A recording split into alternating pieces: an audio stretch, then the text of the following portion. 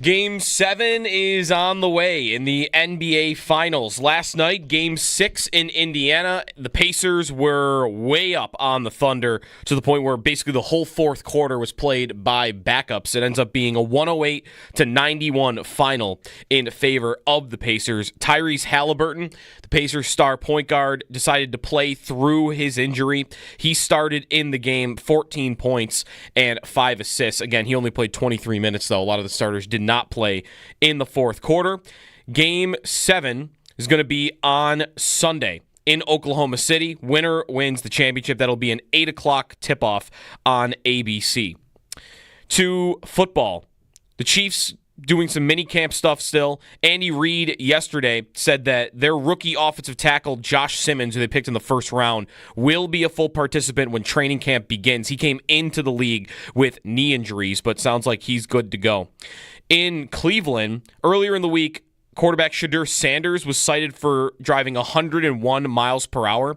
He also reportedly failed to appear in court for another speeding ticket that was issued less than 2 weeks earlier. So Sanders already getting into some trouble there. Sam Bennett, soon to be free agent with the Florida Panthers. Looks like he is not going to be a free agent. He said yesterday on a mic that he is going to be staying for 8 more years, and it sounds like it's going to be a $7.5 million per year deal for Bennett to stay in Florida. The reports are that Aaron Ekblad is likely to hit the open market, though, in a couple of weeks. The NHL draft is 1 week from tonight, and then just a couple more days later is the NHL free agency period. That's your Paddock Chevrolet Sports Update. Paddock Chevrolet celebrating 90 years of being your hometown dealership.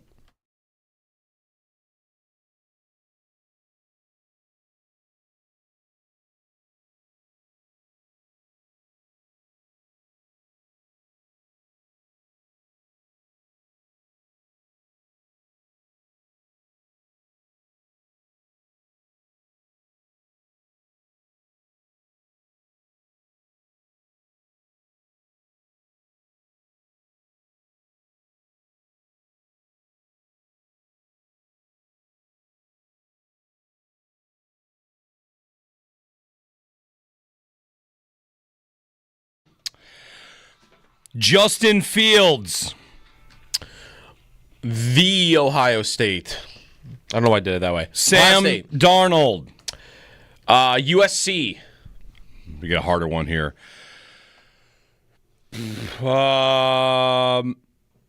Ryan Mallett. Ooh, Arkansas. That's right. All right. Yeah. Come on. Ryan I know. Mallett. These aren't that hard. Ryan Mallett. I'll give you a really hard one. Tony Romo.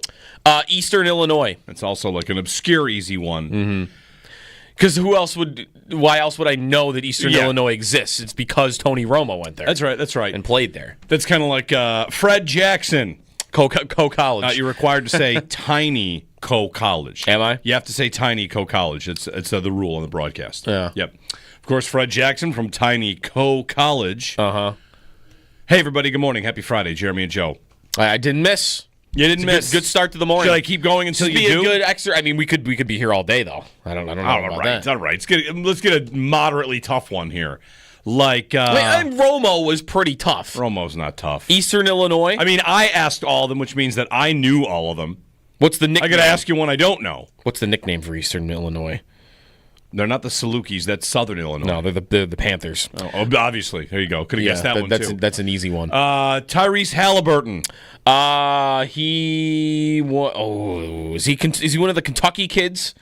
Kentucky. Is it bad I switched sports? Should I have stayed in I know. I had football, my football mind. He went to Iowa State. Oh, I did know that because Paul has brought him up before. Yeah. Yeah, Iowa State. Anyway, good morning. There we go. Paul's going to join us at 7. Talk little Sabres. Latest on the Sabres. The NHL draft is a week from today. Some fantasy chatter at 9 o'clock. And, whatever else comes up along the way. We'll see if J.J. Peterka can be linked to any more teams. Can they get to 31 teams? Well, what do we have so far? We have... there's a new update from Frank Saravalli. Okay, because we have the Rangers. We have Calgary, right? Mm-hmm. Tampa. Yes, he included the Lightning yesterday. Okay. Is that it? No, there's like 5 more. There's 5 more? Yes. Every time Frank Saravelli tweets, he's got like 3 more teams. Okay. Which, I've got no reason to believe that Frank has not been told these things. It's just a matter of, okay, we get it. Yes. That the Peterka camp, I think the easiest way to kind of look through this is that the Peterka camp is quite eager to get it all out there. Yeah. Everybody's interested. So, Yep. there you go. Another name. Maybe Friedman even threw a couple out there. Like, if you're an agent trying to get your player moved, you got to call multiple reporters. Mm-hmm. So, yeah, every team is interested. I mean, shouldn't they be to some extent? Like, is there any reason to not want him as a player? He's really good. He is good. He's really good. He could become even better. He's 23. Yep. And he has yet to really play with star line mates for a whole season. He played with Tage and Tuck for like the end of the year 2 years ago and the beginning of last year, but even that is there. Like, I think last year Cousins was his most common line mate, so maybe a team could think if we put him on our top line, he's going to score 35 goals and put up 85 points. And that's pretty good. And I think that's not that far-fetched for a team to think that he could do that. And he hasn't put up so much production yet that, like, if you wanted to sign him long-term right now, you're not paying him $9-10 million a year, unless it's an offer sheet. Well, if you're the Sabres, you might be paying him that because you're convincing him, A, to stay, and B, you're buying up years of his unrestricted free agency where in a couple of years he might get that kind of money. That's right. So. But the team that would trade for him right now, like if Tampa were to trade for him right now, he's not getting paid $9.5 million per year, right? I don't think so. You're maybe happier in this spot, and we don't have as much cap space, and you can throw the state tax thing in if you really need to, and it's okay. We're gonna give you 8. Yeah, we're gonna give you 7.5 or 8.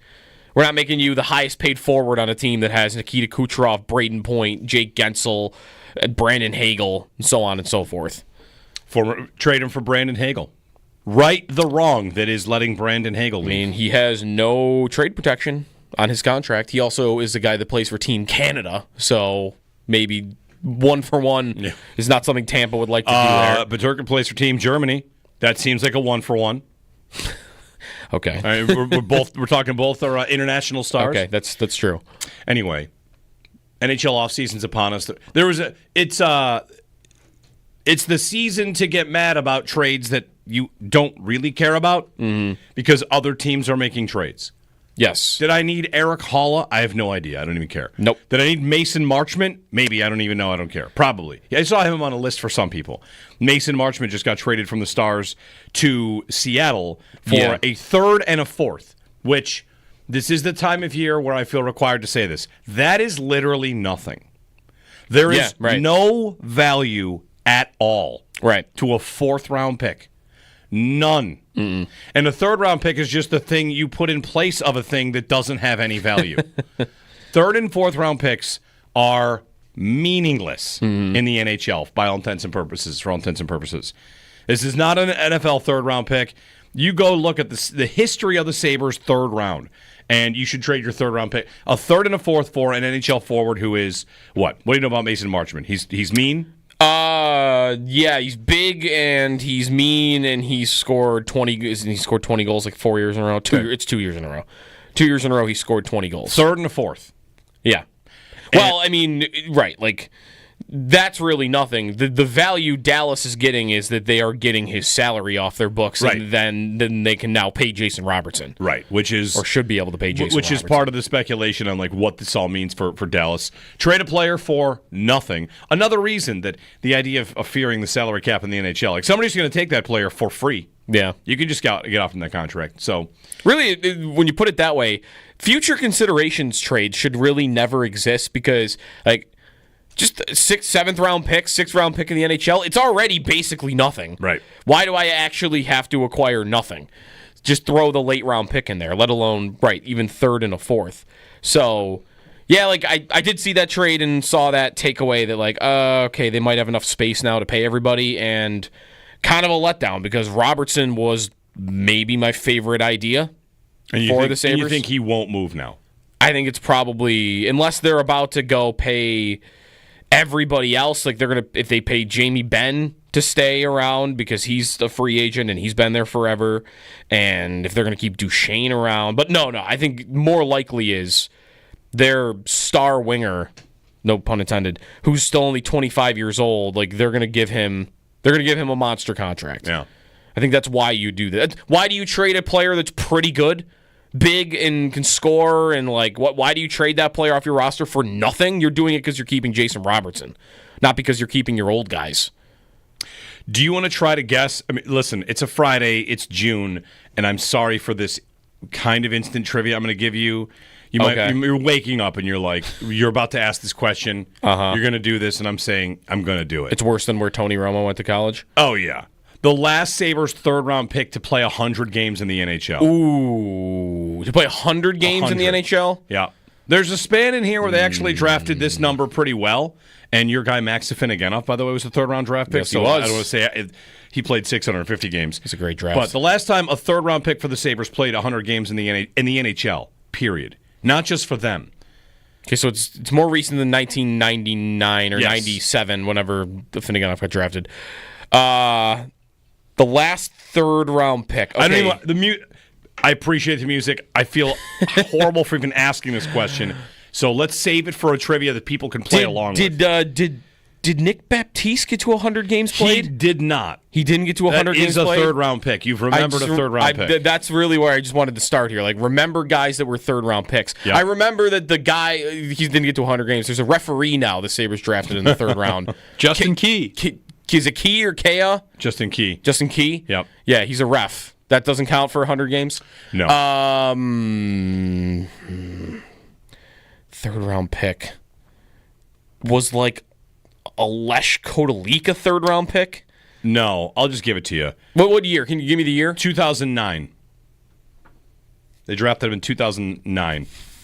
So it was just 16 years ago. Yeah, it's a long time. A third-round pick played 100 games in the NHL for the Sabres. Not even like just for the Sabres, like for any in the NHL. Yeah. 16 years ago he was drafted. It's like T.J. Brennan. It's Go ahead. Braden McNabb. It's Braden McNabb. Oh, okay. That's the best trivia answer I've ever. They had a little run there where it's like Clark MacArthur, Andre Sekera, Marc-Andre Grignani, Braden McNabb, Corey Tropp, and then fourth rounders. You've got your Foligno. Marcus Foligno's a fourth-round pick. Matthew Barnaby's a fourth-round pick. It's a good one. Will Borgen, Jacob Bryson, Chris Butler. So I mean, almost all of those guys are Darcy draft picks. Yeah, you get some. You get some players. But why do I say it's worth nothing? It's because you could just get them for free. If you traded a fourth-round pick and like, oh, man, we need a fourth, you could just go get one at the draft. Right. We'll give you a fourth next year for a fourth now. Didn't Bottrell do that once? Bottrell traded down. You can have a third now for a fourth next year or something. He did that once. Yeah. Yeah, there's a famous trade anyway, whatever. The NHL draft's a week from today. I don't know what we're going on. How do we get here? Anything past, like, really, I guess if you have a high second round pick, like what is that? Like Peterka. Is 30% to be like a full-time NHL player? Like it's a little bit more likely. It's probably less than that. But it's Peterka. Peterka's a high second-round pick. Yep, that's right. But once you get into the third and fourth round, like especially for established NHL players, right, 100 times out of 100, you should be making those moves. The Sabres can't fill out their roster, and they're trying in free agency or whatever. Like, okay, trade 1,000 third and fourth round picks. Well, like, okay, so should I be upset that they didn't make this trade? Like, you asked that, like, because this not a player I thought about one time since the season's ended. He's not really a star player at all. But would he play on this team over any other individual? You mean like would he be okay coming here? The guy that Dallas just traded to Seattle? Sure. Because if the answer is yes, then like, okay, I can basically for nothing have a 6'5" guy who scores 20 goals. Like, sure, I'll take that. There is one problem though. I don't know if he had trade protection or what. Because like that's where I kind of feel like I have to not care right now. Mm-hmm. Like I just have to make the playoffs and then everybody will be good. Like if I'm the Sabres, I can't live in guys who want to be here world anymore. I've got to not care about it. Is Josh Norris happy that he's in Buffalo right now? That dude has to be like every day waking up like, Am I really a Buffalo Sabre right now? He's he- watching Reinhart lift the Stanley Cup, and his teammates go to the playoffs. He didn't have any trade protection. He just got dealt to the Sabres, and he's under contract till like 2032. Yeah, he was in Ottawa. He was in Ottawa, right? But is he? I don't even know. I'm just guesstimating. Like he could be like I can't. What? I'm a Sabre. Yeah, and I wouldn't. And if I were the Sabres, I just wouldn't care about it. He might. I just wouldn't care. Right. He might be one of the reasons that they actually can be good. Is if he stays healthy, he's a good player, and we'll just wait to find out. Marchman had 1 year left at 4.5, and he had a 10-team no trade list. Okay, so the Sabres were probably not going to be able to get him. So Jeff Merrick wrote something about the Marchman deal to Seattle, and this is like the bigger picture because this is the thing where the Sabres are affected, and there's not really much they can do about it. He wrote an important note about the Marchman-Seattle deal. Jim Nill sent Marchman to another no-state tax team. And he said, you don't want the rep of sending a player somewhere they don't want to go after they take less to play for you. So, hold on there. The league might think there's not a problem with the state tax imbalance. I'm inclined to think, whatever, it's fine. But here's Jeff Merrick saying that the player initially signed to play for less, right? Because it was in Dallas, right? With a wink, wink, nudge, nudge to, I won't trade you someplace where you get hit for that. He traded him to another state where, and for what? For nothing. For nothing. I'm going to get rid of you. I'll take nothing in return and send you someplace where it's cool for you to go because we had this little arrangement on the no state tax deal. To me, if you're Gary Bettman, who, nothing's ever wrong with the sport according to him, I might not think about the state tax being a big deal. As soon as GMs are weaponizing it with each other and kind of colluding, isn't this a small level of collusion? It's more colluding with the player though, right? Okay, more than with another. But if you're another team, now I've got a handful of GMs that get to work in one space and a handful that don't get to go there, and there's an agreement. Yeah. I'm going to make an agreement with my players that if they take $1 million less, not only will it be the same, but I won't trade you somewhere where that ends up being less. Mm-hmm. And that's. Right, I'm not going to trade you somewhere where your $4.5 million is going to get cut and 40% is going to get taken away because I decided to trade you to Toronto. Yeah, for instance, and that's the tough part. Yeah, that's tough because there would be guys. I'm sure that not everybody, but there would be guys. Maybe this was Marchman, where he thought I could get $5.5 million and I'll take 4.5 from you, and then a year later you trade him to a place where he could have got $5.5 million and it would have been better. It's kind of like an inner web of the GMs that are in charge of those teams, I guess. If that were to be a regular thing, but am I still to believe that this is something that would happen often? Well, hey, this player that Tampa signed to a good deal, they traded him to Vegas instead of to Chicago because of the contract that they signed and how Vegas doesn't have state tax and Chicago does. Because if that starts happening, like a lot, then that's a problem, I think. The second part of this, rather, is, all right, why do so many Sabres players want out? I mean, the losing, this and that. Is there any element of it? Let's talk about this for J.G. Peterka. Here's Merrick saying that GMs in other markets know I can offer less. I can pay less for the same player. Now, let's say I'm under contract. I'm Rasmus Dahlin. My contract's $11 million. If I ask to be traded to one of these 7 teams, I make $1 million more in addition to leaving. I've got a financial incentive to leave, and now GMs work in that space. It's no longer. Yeah. I saw someone quote. I apologize. Who quote tweeted it, but it was like that. Merrick tweet is the quiet part out loud. That the GMs are weaponizing it. And maybe we thought they were, but that's kind of quiet. And now it's about trades involving the state tax and doing right by a player. Not to send him some... are the 10 no trade teams for a lot of these players the highest tax teams? It's a lot of Canada, and it's Buffalo, and it's... You might have to ask... teams that are probably bad and also... Like Seattle, for instance, like this guy's got a 10-team no trade list. Who are the Kraken? right? Who are the Seattle Kraken? They are a new team that made the playoffs a couple of years ago and didn't do much, and then they've missed the playoffs 2 years in a row. And they had 76 points last year. How many players on the team can you name? Like, they're not really a team flush with stars, right? Shouldn't a team like that be on a guys no trade list? Yep. Team that's not very good, doesn't have a lot really on the roster, and everything's kind of new there. They weren't on the list. I think maybe that would be more of it, that a team like Seattle could find themselves on a lot lesser of these lists, even though they're not winning. But it's, well, if I got to pick between a couple of teams that aren't winning, I'll leave off this team because my $4.5 million there is $4.5 million, and my $4.5 million in Columbus is going to be 2.8.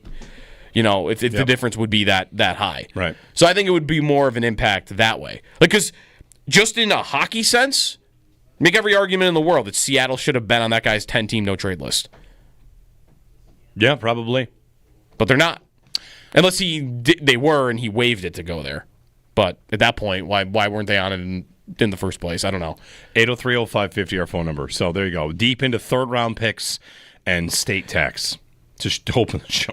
Yeah. Sorry. Apologies. But the NHL offseason's here. Multiple trades now. We've seen multiple trades. And, kind of just waiting. The Peterka stuff continues to be pushed hard. His agent is clearly working. Why would that be? Because he wants out. That reeks of like you're exhausting avenues to get out. Yep.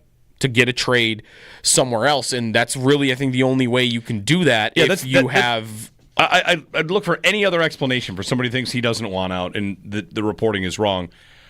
Yeah. One or two reporters are linking every single possible team, and that's not coming from 8 to 9 teams are all individually telling these reporters. It's got to be, right? The most plausible explanation is the agent is saying, yeah, I've had a couple talks with so-and-so about an offer sheet, and they really like my guy, and they might make an offer. Mm-hmm. It has to be that. You have 8 sources giving you something or one source giving you 8 things. So I don't know. I don't think it's fake. I don't think it's off base. I just think the more and more you get, oh, by the way, 5 more teams. Okay. All right. I think it's pretty clear what's happening here with Peterka. When do we know when teams can sign offer sheets? Like, that can't happen right now? I think it's the same as unrestricted free agency. That's July 1st. That's when the league year kind of starts, and yeah, you can sign at that point. Right, because technically Peterka's still on his contract from last year. Yep. Until July 1st when it becomes the RFA status. Okay, so July 1st. So just to go back, I mean, the calendar might have changed slightly, but when Edmonton signed Vanek to that offer sheet, the Sabres decided to match on July 6th. So... yeah, what was the day? Was it the same day as Drury and Briere that they signed the offer sheet, or was it the next day that Edmonton signed him, not when the Sabres matched? Because the 6th, that's days later, I think. Right? Was there like you would have been doing the show. Is there like a 3-day period where it's, are they going to match? Are they not going to match? Twitter doesn't exist then, so I don't know if there were like rumors. I know that it didn't. You're allowed a week. And I know the Sabres did not take a full week. I don't know how much time they did take. I've been trying. I'm looking for that now. Maybe somebody out there remembers or somebody on the chat remembers. I don't think it was the next day that they matched. It might have been. It was fairly swift. Yeah. They both left on July 1st. And then maybe it's the 5th that the Oilers do that offer sheet, and the 6th the Sabres call together their presser to announce it. And Darcy kind of said, if you want to shop somewhere else, basically. Yeah. It'd be a tough one for him. Losing 2 players because, they weren't going to pay, and then the Vanek offer sheet. I don't think it happened on July 1st because that would mean they waited 6 days, 5 days to announce that they were going to match it. I think it was more quick than that. Yeah, the story I'm reading right now from that year was, it doesn't say when he signed it, but it says without hesitation, the Sabres decided to match. Yep. So they did it, whatever they did it must have been very quickly. Memories. 803-0550, 1-888-550-2550. There have been 9 offer sheets signed going back. Ryan Kessler. Vanek? Ryan Kessler, Thomas Vanek, Dustin Penner, David Backes, Steve Bernier, Nicholas Hjalmarsson, And these are all Shea players Weber, that retired years ago. Ryan O'Reilly, and then Sebastian Aho. There was a 6-year gap to Aho, then Kotkaniemi in 2021. So we haven't seen one since and then 2021. Last year there were two. That's right, the two Oilers-Blues ones. Broberg and Holloway, I think, were the two. And they were small. Those were small ones. So. Yeah. Like, so it's only second-round pick maybe was compensation. Like, it wasn't. I don't think a first-round pick went to Edmonton. Yeah, the most interesting one is Kotkaniemi, who signed a 1-year, $6 million offer sheet, where it was, he's overpaid now. You going to overpay him? Well, and wasn't that seen as retaliation for Aho being offer sheeted? Yes. That's why they did that? Mm-hmm. Then he went to Carolina. Yeah, and agreed to an 8-year extension. Yeah. So, anyway, 8030550, good morning. Paul at 7. The Sabres and the offseason upon us, the draft a week away, and trades are already starting to happen in the NHL. We can chat about it with you as we roll through this warm, although nice today. It's going to be hot and humid for the next week. Right into your 100 holes. 100 holes of golf, walking through humidity. You know it's bad when you see a map of the entire United States and they're talking about some sort of generational humidity event. Like, okay. Generational humidity event. I might have made that up, but it seems that's what we're getting to. Nothing has sounded worse ever than generational humidity event. Yeah, Monday, Tuesday, 91, 80s the rest of the week. It's going to be a hot, hot weekend. So summer has arrived. Jeremy and Joe here on WGR.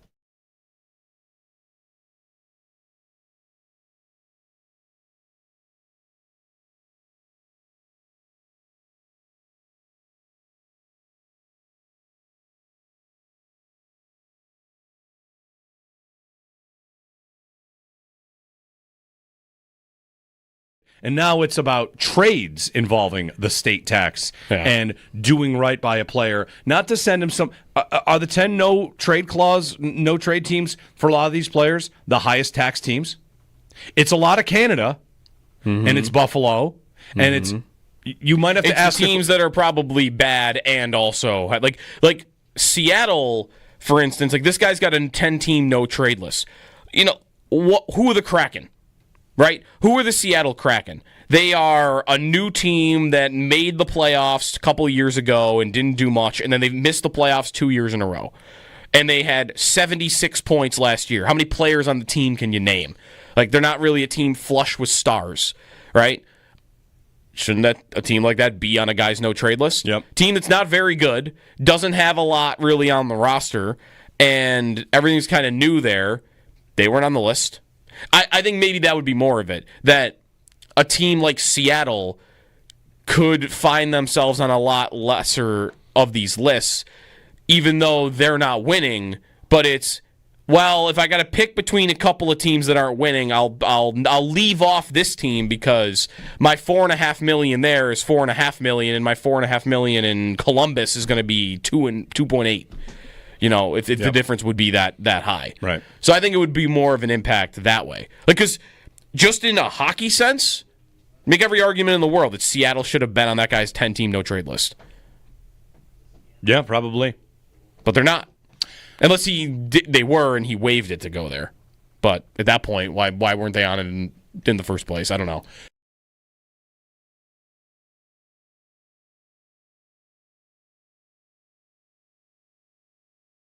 You mean would he be okay coming here? The guy that Dallas just traded to Seattle? Sure. Because if the answer is yes, then okay, I can basically for nothing have a 6'5" guy who scores 20 goals. Sure, I'll take that. There is one problem though. I don't know if he had trade protection or what. Because that's where I kind of feel like I have to not care right now. Mm-hmm. I just have to make the playoffs and then everybody will be good. If I'm the Sabres, I can't live in guys who want to be here world anymore. I've got to not care about it. Is Josh Norris happy that he's in Buffalo right now? That dude has to be every day waking up am I really a Buffalo Sabre right now? He's watching Reinhart lift the Stanley Cup and his teammates go to the playoffs. He didn't have any trade protection. He just got dealt to the Sabres and he's under contract till 2032. Yeah, he was in Ottawa. He was in Ottawa. Right. Is he? I don't even know. I'm just guesstimating. Like, he could be like, I can't. What? I'm a Sabre. Yeah, and I wouldn't. And if I were the Sabres, just wouldn't care about it. I just wouldn't care. Right. He might be one of the reasons that they actually can be good is if he stays healthy, he's a good player, and we'll just wait to find out. Marchman had 1 year left at 4.5, and he had a 10-team no-trade list. Okay, so the Sabres were probably not going to be able to get him. So Jeff Merrick wrote something about the Marchman deal to Seattle, and this is like the bigger picture because this is the thing where the Sabres are affected, and there's not really much they can do about it. He wrote an important note about the Marchman-Seattle deal. Jim Nill sent Marchman to another no-state tax team. And he said, you don't want the rep of sending a player somewhere they don't want to go after they take less to play for you. So, hold on there. The league might think there's not a problem with the state tax imbalance. I'm inclined to think, whatever, it's fine. But here's Jeff Merrick saying that the player initially signed to play for less. Right. Because it was in Dallas, right? With a wink, wink, nudge, nudge to, I won't trade you someplace where you get hit for that.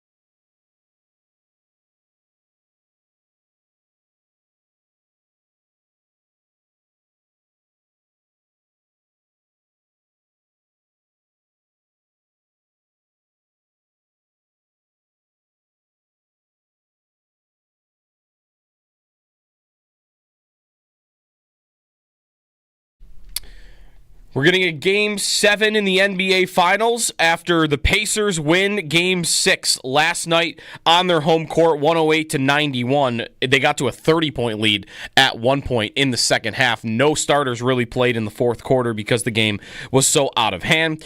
Indiana forcing Game 7 on Sunday, 8 o'clock tip-off in Oklahoma City. Winner wins the NBA championship.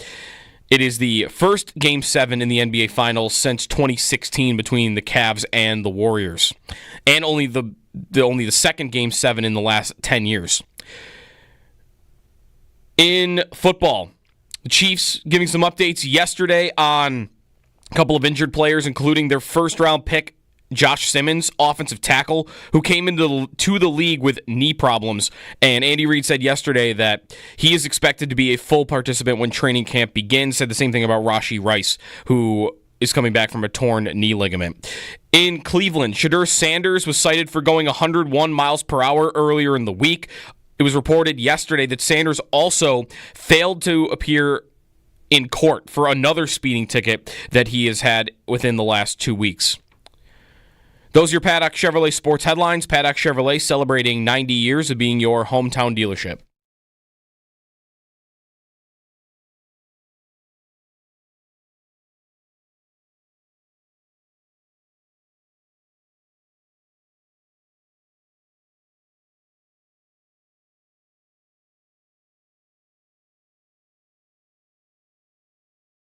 This core has been together for a long time, and we've been building to this moment all along. The work that's gone on behind the scenes, the conversations, the endless, disappointments, and, some good times along the way, obviously, as well. We're all in this together, trying to get it over that finish line. With that being said, ultimately, still need to do what's best for me and my family, and, that's who you have to take care of first. But, of course, there's unfinished business here, yeah. Connor McDavid everybody maybe freaking out he might leave? Because that sounded like a guy that's going to leave. He sounded like a guy that's going to leave. I think there are things he could have said yesterday that could have squashed that as a story in a debate maybe for the next couple of months, and I think he did the opposite yesterday. Maybe doesn't know if he's going to leave, but maybe is very, very open to or thinking about his next step. Yeah. As opposed to just like, oh, yeah, we're going to get that done. Like, I don't want to go anywhere else. I want to be here. I want to retire here. He did not say it was, if I believe that this is the best place to win. Like, if I believe this is the best place, that is not sounding like somebody who is very confident that it is the best place for you to win, and that there isn't somewhere else that you could find that would give you a better shot. I know they were just in the finals, but I mean, he's in no rush, right? Like, I don't know. Sounded to me like he's very open to taking this into the final year of his contract, at the very least. Yep. Which I'm excited about. I mean, that is immediately the biggest story in the league. Mm-hmm. Him potentially going to a new team immediately is the biggest story in the league. You wonder how Draisaitl would feel about that. He just re-signed. I know. And, I mean, is McDavid going to go where? Toronto? Join Matthews? Is he going to go to Dallas? How about Vegas if Eichel goes to Boston? Vegas is an idea. The thing I think of is there's always... I think Tampa makes sense. There's always the wild card team, and that's Gaudreau picking the Blue Jackets. What? Yeah. Why? It was a shock, and right. I've got it written down as a potential game if you want to play a game later, like McDavid to the Sabres or blank. What is more? What would be more shocking in the sports world? Then McDavid to the Sabres? McDavid in unrestricted free agency saying, you know what, unfinished business. I thought I was going to go there when I was 18, and I've been thinking about it ever since. We're going to have a tough time, I think. What if he's one of these guys that, takes McNeese State to the Natty when he plays college football? He wants to get the D2 team. He's a project guy. He likes to, build programs. Listen, in those NCAA dynasties, what do you end up doing after you're at McNeese State for a couple of years? You say take the Bama job? You go to Texas. Who wants that? You go to Texas or Bama or LSU. You don't stay there. I mean, from pardon my take, he might already feel like he's been at his McNeese State that for might 8 be years. Right. But when pardon my take, when Big Cat was doing all those college football games during COVID and people were watching him stream games, he took Akron to the national championship. There was an investment there. Anyway, that's a reference. Eric in Lockport. Hey, Eric. Good morning. Morning, boys. How you been? Good. Well, I just kind of wanted to ask about the state of the NHL in general. I mean, with the no movement and no trade clauses, I think it's bad for the league, to be honest. If you go through the standings year by year, I think it's pretty much created a situation where the standings are mostly static. I mean, you have a team that moves up here or moves down there, but it's basically the same teams in each division for about a decade. I mean, I don't know when the collective bargaining is up. I don't know what it would take, but the NFL does not have this problem, and it's a way bigger league. I would have to imagine the player union has more power, and player movement is still a constant thing all the time, even great players. So I just don't know what the process would even be, but I honestly just don't even think that these movement clauses should be a thing, and that's just kind of what I wanted to say. Thanks, guys. Yeah, thanks, Eric. The problem is, you're asking the players to give any lever of control they have away. Like, you want to get CBA where there are no movement clauses. Now it becomes, why would I ever sign an 8-year contract? Right. I can't sign with you. The no movement clause exists to protect a player from unpredictable changes. And I guess you if you want even more player movement, because guys don't sign for long. What was the longest you would sign if you didn't know your team was going to trade you or if they would keep you? I'm not going to sign for 8 years. In 3 years, what if you send me to Winnipeg? I signed up to live in Tampa, and I don't want to live in Winnipeg. Or I signed up to live in Winnipeg. I don't want to live in Tampa. Right. There are some people that'd be like that. So the no movement clauses protect the players. Yeah. And they also, even though these teams want to, well, teams like the Sabres would be upset about them existing and it makes their life harder, it's in large part, it's a tool that the teams, the good teams, get to reap the benefits of because a player is more likely to commit if they know the commitment is real. That's right. You also do get it in other sports, even if it's not written, right? Like, right? Am I right? There's no trade protection stuff in the NFL, or are there? Are there no trade clauses in NFL contracts? Mike Tomlin has one. Mike Tomlin has one because maybe there are some. Did Antonio Brown have one when he was getting traded to the Buffalo Bills? Or did he just tell the Bills and tell everybody, yeah, I'm not doing that? Yeah. And that's why it got nixed. And that's the equivalent of a no trade clause, right? Mm-hmm. Even if it's not written into the contract. So, I don't know. I get it. It makes it harder for the teams like Buffalo and for Winnipeg and for Columbus and, small market teams, some of which that don't have a lot of success, especially the Sabres. But I'm almost never for let me take anything away from the players and give it back to the owners. Right? Like those negotiations, especially the way the NHL operates with stuff where like they use every little thing as a bargaining tool. Like the Olympics were used as this for years. Just like it grosses me out the way the NHL does some of that stuff. So I'm not taking anything away from the players, personally. Thanks, Eric. Even though I know it does make life harder. Yeah, only for some teams though. It only makes life harder for some teams. How many really is it? Is it like 5 or 6? No, where like you're on everybody's list. No. The Sabres, you're on like 90% of lists, or the Blue Jackets or Winnipeg. Most teams. How about that? It makes it harder for most teams because it made it harder for Toronto. They asked Marner to waive his, and he said no. He was going to go where? To Carolina. So, sometimes it makes it tough for the team that has the player, not just, if the Sabres and the Lightning have a trade in place and the player won't go to Buffalo, that doesn't just make it tough for Buffalo. That does also make it, loosely, tough for Tampa. Mm-hmm. We have a deal. We would like to do this. You won't waive it? All right, we're stuck. So, I don't think they're going away, and I'm not really inclined to say that they should either. I want players to have some level of protection. Brian Burke, I guess I'm reading, did say something last year that a lot of times you'll see the modified no-trade clauses that are really no Canada clauses. In other words, like you'll get a 7-team list, and they're just the 7 Canadian teams. So that depends. Like that would imply that the Sabres are not on some list because of that, but that could be some players. And is that just an income tax list? Maybe, because in those markets, I think those are all the highest tax markets. I don't want to sign 8 years for $40 million, and then I get traded 2 years in, and I make significantly less. If you're a player that has the option, right? I wonder if that state tax story and the income tax story in Canada, it's like the unsexiest story in the history of sports. Talking about who players are going to sign with based on their taxes. It's tough, but I wonder if it's going to start really taking over, and if it's just a reality the NHL will live with. I mean, other sports have the same reality.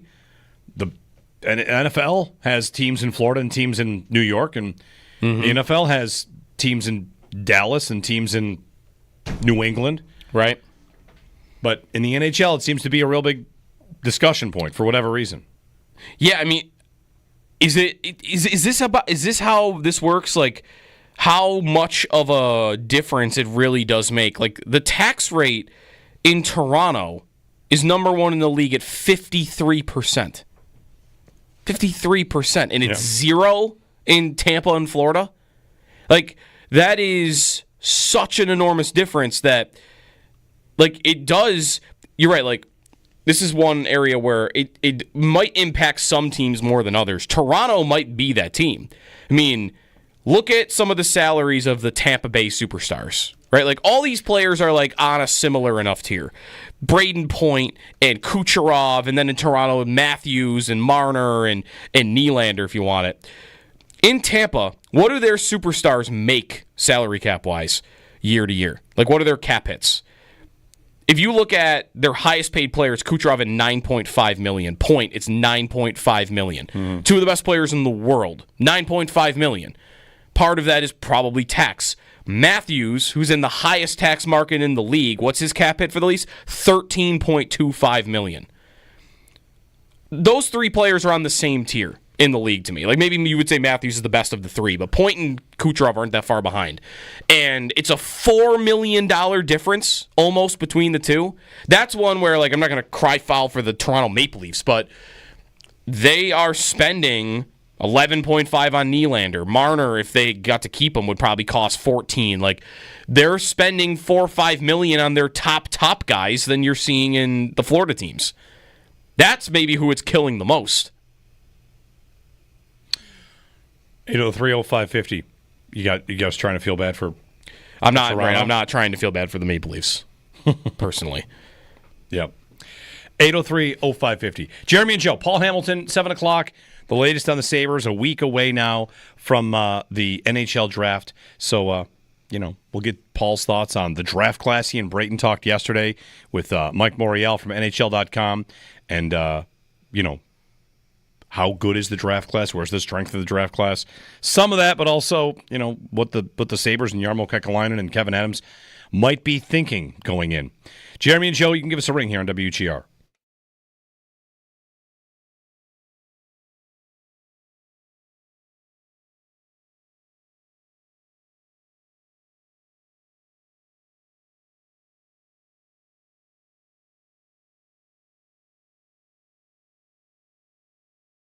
I have a different Let's Get Stupid involving McDavid. So he's 1 year left on his contract. Mm-hmm. Kawhi Leonard it. What if you knew he's leaving in a year, no matter what? Edmonton knows the same thing. What would you trade for him? For 1 year of McDavid? You know it's only going to be 1 year. What would you be willing to give up? Would you give up Tage? Yeah. Would you give up Dahlin? Do I get to know in the future if these players demand trades in 2 years? You do not get to know that. You only have the information that you have at present. But I'm letting you know, McDavid's letting you know, I am walking in a year. I'll play for you. I'll play hard for you. We'll try to win a championship, but I'm gone in a year. Dahlin for McDavid. Okay, because you're not getting it done with draft picks. No, sure. I mean, of course you'd be willing to give up. You can be willing to give up 5 first-round picks for a year of McDavid. I'll tell you who should do that is every good team. Mm-hmm. Kawhi Leonard. Hey, that worked. He won. He did. Toronto doesn't regret that. I would not give up Dahlin, by the way, for that. I think. I just had you giving up everything from the logos to the sticks. Yeah, but I'm getting him forever. Like I'm gonna build around him eventually, right? Aren't I? Wouldn't your question basically be, could you see them winning the cup with McDavid this year? Isn't that your question? Because that's why the Raptors did it. The Raptors did it because they thought they could win a championship with the one star player. All right, this has been Let's Get Stupid.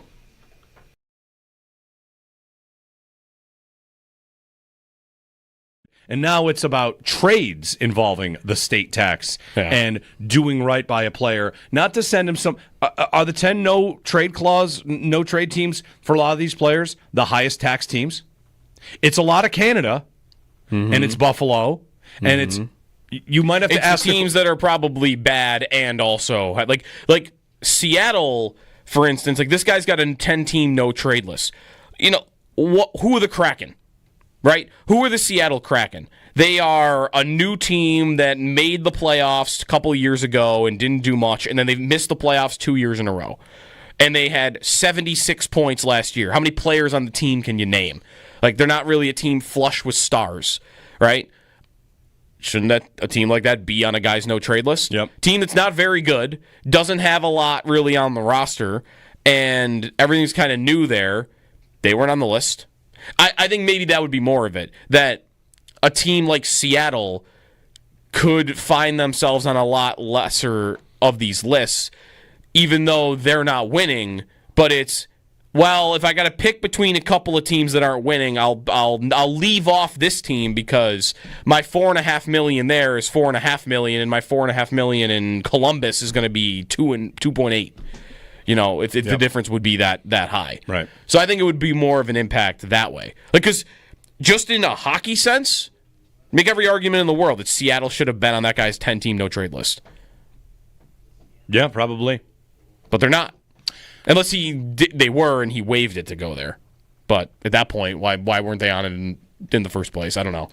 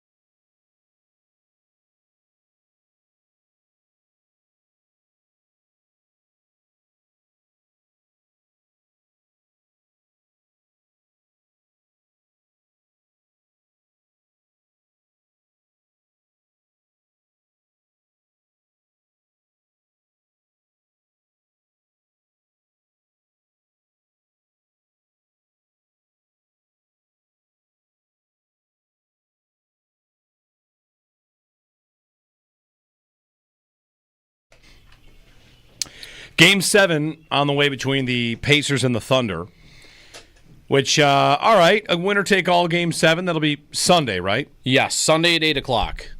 That should be Sunday at like 6, if we're being honest. Come on. Yeah. It's Sunday.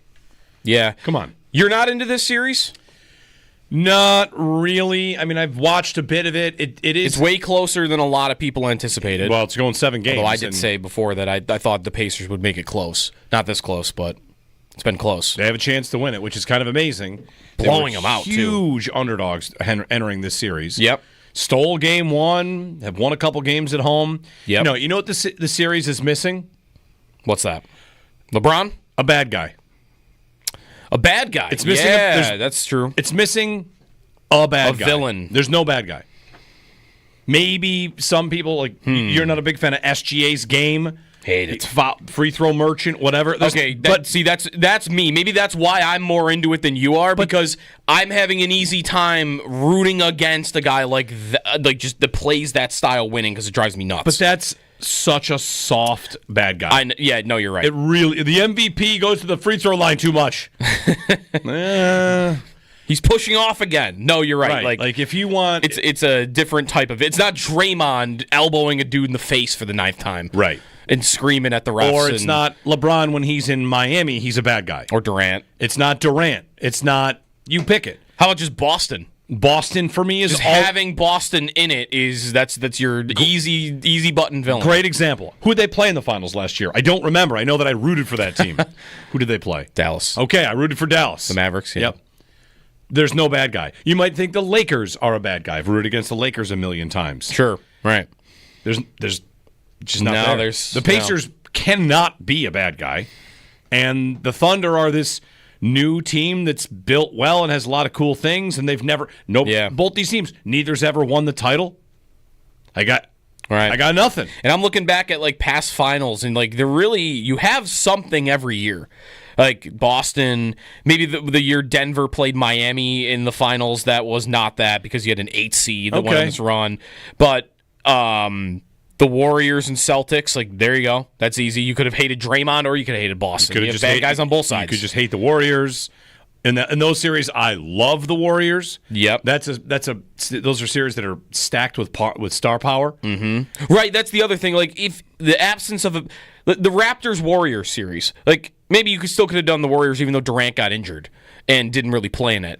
But you had stars littered throughout it that Steph and Clay on one side and Kawhi on the other. You could have got to caring about it. So, this, I don't even know who I would begin other than, if you have a problem with the way SGA plays, that's kind of it. I don't know who else would you even do it with? I don't know. There probably isn't an answer. Was Reggie Miller a villain when he played in the 90s? Sure, yeah. And he's sitting on the sidelines. Yep. He was. He's cheering. And he's at every game. He's a guy that went into Madison Square Garden and talked the talk and backed it up. And right. I mean, he and Spike Lee was he only a Knicks villain though, or was he like a everybody villain? That's a good question. Because he was definitely a Knicks villain. I know that. Yep. But I don't remember obviously whether he was like. Because that's Draymond. Everybody has got an opinion about Draymond, and a lot of people. It's look at this guy. He's punching people in the face. Yeah. I wonder if instead of the Pacers, it's the Knicks in this spot. If it's different, and who'd the Thunder beat in the Western Conference Final? It was the Timberwolves. Timberwolves. I mean, I don't know. The Timberwolves are moving the needle there. No, like you might not think so, but.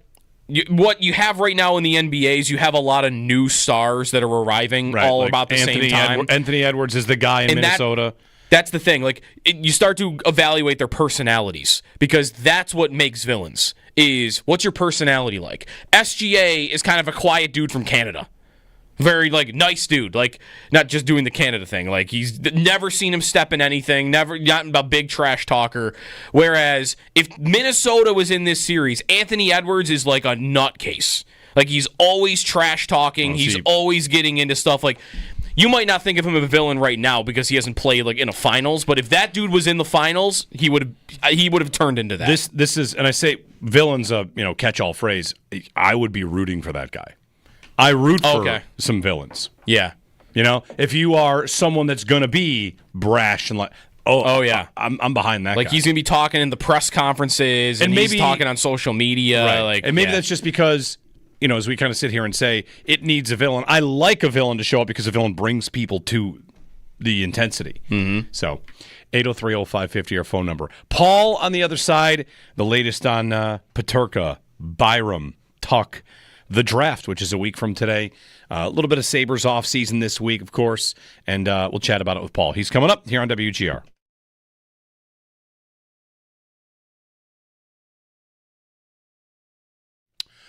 Connor McDavid. Everybody may be freaking out he might leave because that sounded like a guy that's going to leave. He sounded like a guy that's going to leave. I think there are things he could have said yesterday that could have squashed that as a story and a debate maybe for the next couple of months, and I think he did the opposite yesterday. Maybe doesn't know if he's going to leave, but maybe is very, very open to or thinking about his next step. Yeah. As opposed to just we're going to get that done. I don't want to go anywhere else. I want to be here. I want to retire here. He did not say it was. If I believe that this is the best place to win, if I believe this is the best place to that is not sounding like somebody who is very confident that it is the best place for you to win, and that there isn't somewhere else that you could find that would give you a better shot. I know they were just in the finals, but I mean, he's in no rush, right? I don't know.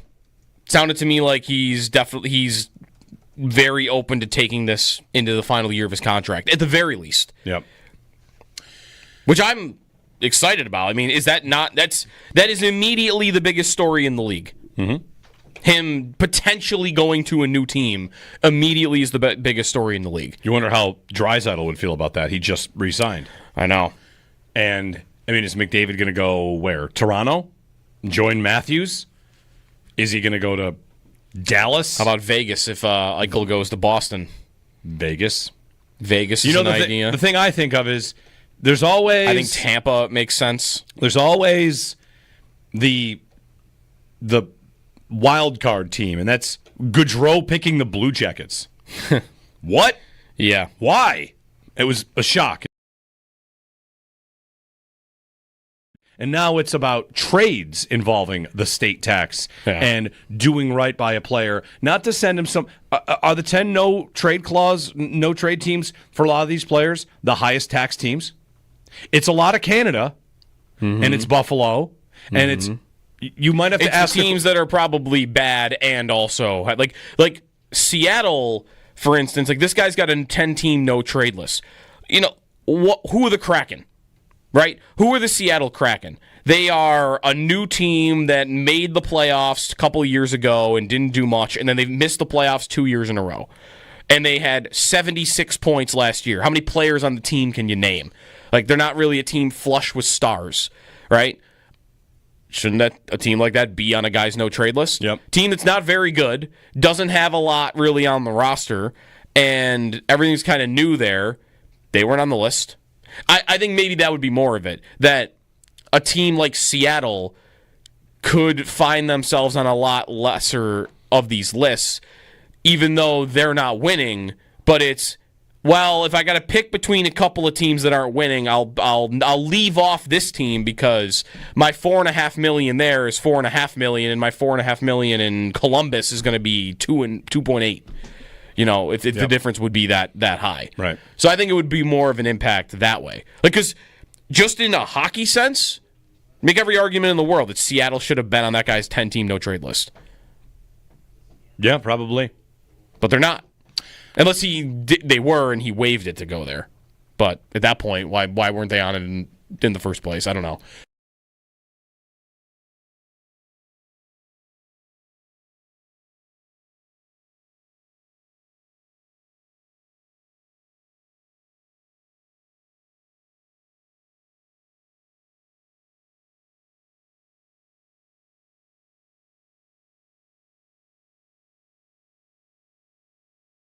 When we get to training camp, what do you feel like will be the biggest story when we arrive at camp? And do you have a prediction of what maybe once camp begins, what is something that we'll be focusing on? I think wide receiver is going to be a big one because of A, the competition that we've seen brought in, B, because of what happened, after the draft on WGR and obviously with you guys. I think that's going to become a storyline. It's probably going to be focused on by Hard Knocks. I think Hard Knocks itself is going to be a storyline once we get there. From our standpoint, from the media, we're going to be watching and looking, what are they filming? What are they talking about? Oh, my gosh, let's watch that first episode, see where that is. So that's probably going to be a storyline. And then, of course, guys, just the new players on defense. You go right to corner, and Max Hairston and, competing. I think Tre'Davious White starts, my opinion is, I said this on Always Game Day Buffalo, Matt Bogan this week. I think Tre'Davious White starts off as your corner 2 to start, and you give every bit of runway to Max Hairston to win the job, but he's got to win the job. I don't think you just hand it to him. I think Tre'Davious White, it's not his job to lose. I think it's Max Hairston's job to win, if that kind of makes sense. You know what I mean?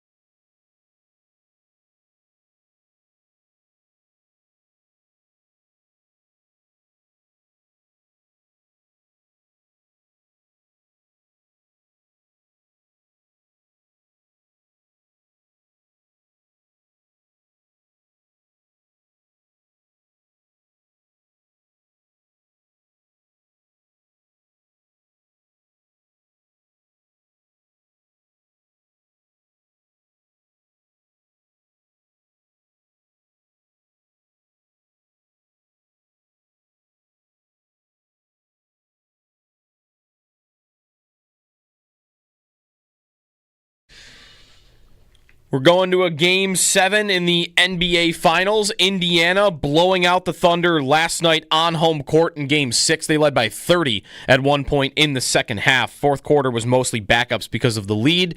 The Pacers win by 17 at the end of it, 108-91. Game 7 is going to be Sunday night, 8 o'clock in Oklahoma City. The Thunder have opened up as an 8.5-point favorite. And obviously are favored to win the championship with just one game remaining. Tyrese Halliburton did play for the Pacers yesterday, and he said he will play, obviously, again in Game 7 through his calf injury. To football, Chiefs updating on some of their injuries at minicamp. Ahead of training camp, they said that first-round rookie Josh Simmons is going to be a full participant. He came into the league with some knee injuries. Also, Rashee Rice will be a full participant coming back from a knee injury. Shedeur Sanders in Cleveland, cited for going 101 miles per hour earlier in the week. He also reportedly yesterday failed to show up in court for another speeding ticket that was issued less than 2 weeks prior. In hockey, another trade yesterday in the league. Mason Marchment traded from the Stars to Seattle. Veteran winger, only went for a third and a fourth round pick, 20 goals back-to-back years. Dallas, more importantly, might now have the room to keep Jason Robertson on a long-term contract. He had been rumored to be available on the trade market. That's your Paddock Chevrolet Sports Update. Paddock Chevrolet celebrating 90 years of being your hometown dealership.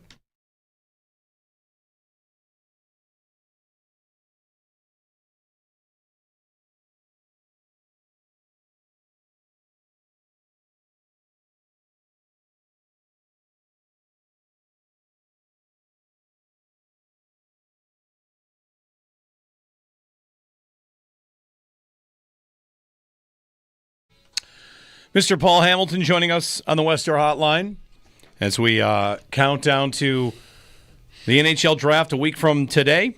And the NHL offseason is upon us. We've already seen a couple of trades. We've also seen Sam Bennett announce himself he's not going anywhere. Did he report on the terms of that deal? Has anyone seen that yet? Paul, you see Sam Bennett announcing, I'm not going anywhere. And there's a report he's got an 8-year deal with Florida, so he's going to stay put, but I don't know. You've got him yelling into the microphone like, and I got a 10-team no-trade clause. Average annual value, 9.3. Yeah, he's at a party with Sam Reinhart, and he says he's not going anywhere. So take Sam Bennett off the list of UFAs that the Sabres could have chased after, Paul. Not that maybe you were putting it on the list, but either way, take him off the list. Well, I had him on the list if he was going to be there, but it was, even before the series was over, a lot of it was that, Florida has a pretty good chance that they're going to re-sign Bennett, and the one that maybe they won't be able to is Ekblad. So that's really what was out there even before the series ended. Where does he rank for you as an idea for the Sabres? Even it's just that they'll chase Paul. Would you expect maybe they don't land an Ekblad or a big name on his level in free agency, but are you thinking that Adams and the front office are at least going to be pursuing these big ideas? I mean, they have not. We went over this yesterday. The most they've given out in a free agent contract under Adams is only $10 million in total money. It's not a very high bar, but I would almost think that they would clear that with somebody this offseason. Yeah, Ekblad would, even if Bennett were available, Ekblad would be my number one priority because I'm looking for somebody to be with Owen Power. I think he would be perfect to be with Owen Power. So, plus the Sabres need to be better defensively. There's just no ifs, ands, and buts about it. They're not going to make the playoffs if they're 29th in the NHL defensively like they were last year. So he definitely would be my number one priority. Now, you have to convince him to come here, and that's a pretty big thing to do. But that would be my first priority. He's from Windsor. That's where he's. So I don't know if that means Detroit's in the mix or could Buffalo. Whatever. Removing that for a minute, Paul. It's funny as Joe asked you that question. I think back to all the off seasons, all the unrestricted free agencies, and Paul, I've got you in my ear saying it's silly season, and often it is. Yeah, but that said, do you think the Sabres are in a spot where they have to get a little bit silly here? Because as Joe just mentioned, they've only given out 6 contracts that are multi-year contracts in free agency. 5 of them 2-year deals. Connor Clifton a 3-year deal. Part of what is actually hurting them is budget deals in free agency not really ever producing much. And I wonder if there's a realization, if it's Jarmo Kekalainen, if it's Kevin Adams together, that, we're going to have to spend, and we have to tell the owner, might have to overspend if we're going to get somebody that even can make a difference, can make a blip on this roster. Yeah, they're definitely going to. I mean, part of convincing a player like that to come here is overpaying him, probably drastically overpaying him. Isn't that what happened with Zucker? The belief at the time was like, well, that's a little bit high for Jason Zucker, and it worked. He played well, and then he re-signed. Yeah, definitely. And you can go back to Kyle Laposo. That was a bit of a high contract, but at the time he was the number one free agent. So that it was like, well, yeah, that's a little high for Kyle Laposo, but we want the number one free agent, and they went out and got it. They went out and paid $8 million for Taylor Hall on 1 year. But it was only a 1 year deal, so even if you made a mistake, it wasn't going to kill you. And they did make a mistake, and they traded him. So it's. But definitely, I mean, if you're going to get in on it this year at over the top guys, you're going to have to pay. Paul Hamilton with us on the Western Hotline. Is that kind of the mentality you think of them the whole offseason, Paul? Not just in free agency, but trades and whatnot. Like, we're hearing a lot of Adams and the Sabres want to do something big. They want to do something aggressive. How realistic is it, do you think they would actually do that, though, if it is a trade or it's a free agent signing, not just want to do it? Overpay, you mean? Yeah, like just that they would get it done. Sure. Like you mentioned Ekblad, that a player like that you think they would, how much do you think they would be willing to go high enough to actually get a deal like that done? They could want to do it and get a meeting, but, if it's going to take some crazy contract, I wonder what their willingness will be to do something that the league's going to go, oh, wow, the Sabres paid what for that guy? Yeah, no, they have to be willing to do something like that. If they're going to get in on it and going to convince somebody to come to a team that hasn't been in the playoffs in 14 years, they have to be ready to do that. They can't be, we'll pay you $500,000 more than the next guy will, type of a thing. You have to be willing to knock their socks off to be able to do it. And quite honestly, I think if they're going to be able to, keep Alex Tuch, I think they're going to have to probably overpay a little bit for him. I think Alex Tuch's in the driver's seat as far as that negotiation goes, I think. Yeah. And it might get a little silly to try to keep him as far as years, because don't forget, when he actually signs the deal, he'll be 30. That one too. But in my mind, they can't afford to lose Alex Tuch with all the different things he does for them. I mean, that other players don't do.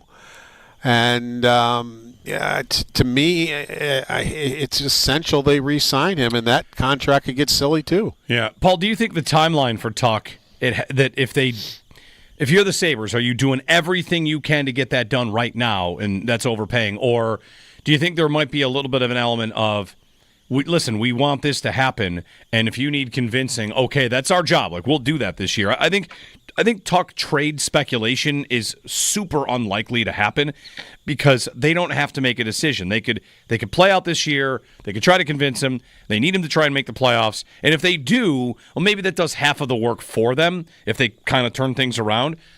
Or do you think it really is like whatever it takes right now, we got to do it because it's so important? It's so important, I think, but if that's his decision that he wants to give it one more year just to give it, all right, let's see what happens.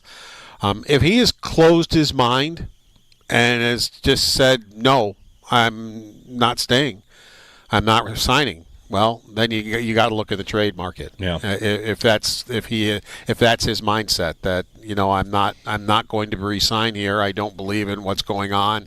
If that's his answer when he's talking to Adams and the Sabres, then I guess you got to trade it, unless you look at it. You've got to make the playoffs, and if you get nothing for him, you get nothing for him. And he's so important to the team that we're going to keep him this 1 year, and to make the playoffs, and if you lose him, you lose him. That's a smaller version of what Edmonton might be doing with McDavid, right?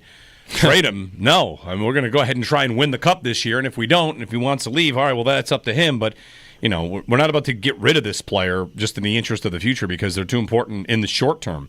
McDavid's comments kind of sounded a lot like you've mentioned. Tuch said he hadn't talked about it with his family. McDavid didn't say exactly that. He said, "I've got to talk about it with my family," which is the same. It comes from the same whatever, from the same family of ideas. Yeah, he said he definitely has unfinished business in Edmonton, but he said at the end of the day too, he has to sit down, talk to his family, do what's best for his family. So that's the way he put it. But he did first say that he does have unfinished business in Edmonton, but he didn't say he's staying for definitely. Yeah. Throwing the butt in after is what's going to get Edmonton fans riled up a little bit. He also did say, and I don't know if Tuck said anything like this, but McDavid said something along the lines of, if I feel this is the place that gives me the best chance to win. And when Tuck just didn't really, I don't know, Paul, thinking back to his end-of-season comments, it was more just the comment about haven't really thought about it yet, haven't discussed it, right? Like, because anything he said about the team and the team here, there weren't a lot of, well, if I feel this is the place. Like, I don't feel like Tuck really stepped in it other than the comment about, like, just that he hasn't thought about it. No, there were no clues at all, other than he just said he hasn't talked to his family or thought about it, and it's like, okay. So wouldn't it surprise you a little bit? Like you mentioned, if he told them right now, like, I'm definitely not staying, like that's when you look at a trade. Would it not be a little surprising hearing how he's talked if he was good to think that he'd be so definitive about it with them right now? Like, yeah, like Kevin, there's no way I'm staying next year. Like, wouldn't that come across as a surprise? No, it wouldn't shock me at all, because of this team doesn't just lose. It is just drastic losing. I mean, it's they're for most of this season they were at the bottom of the conference, and then they started playing better near the end of the season, and they got out of that spot.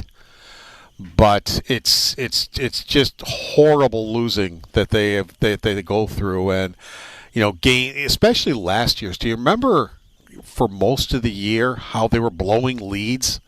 I mean, they're blowing 3-goal leads. I mean, the leads they blew 2 different times to Colorado and to lose games. And that gets to you after a while, where you're sitting there with a 2-3-goal lead halfway through the third period and you don't win the hockey game. And time after time after time, and it's dumb mistakes and dumb penalties and panic. And that just gets to you after a while, where it's time after time, and it's like you're looking around the room thinking, when are these guys going to get it? Now, have they gotten it? It's difficult to drag one season into the other. I mean, I'm sure they're hoping they can do that and pick up where they left off, but that's not an easy thing to do, because it's not the same group. You're going to have a different group around. So, he really gave no indication what he's actually thinking that way. Or I know it's gotten to him. I mean, it's gotten to all of them. I mean, Thompson was on a podcast the last week where, he talked about how, the last 2 years have just been horrible and just have really gotten to him.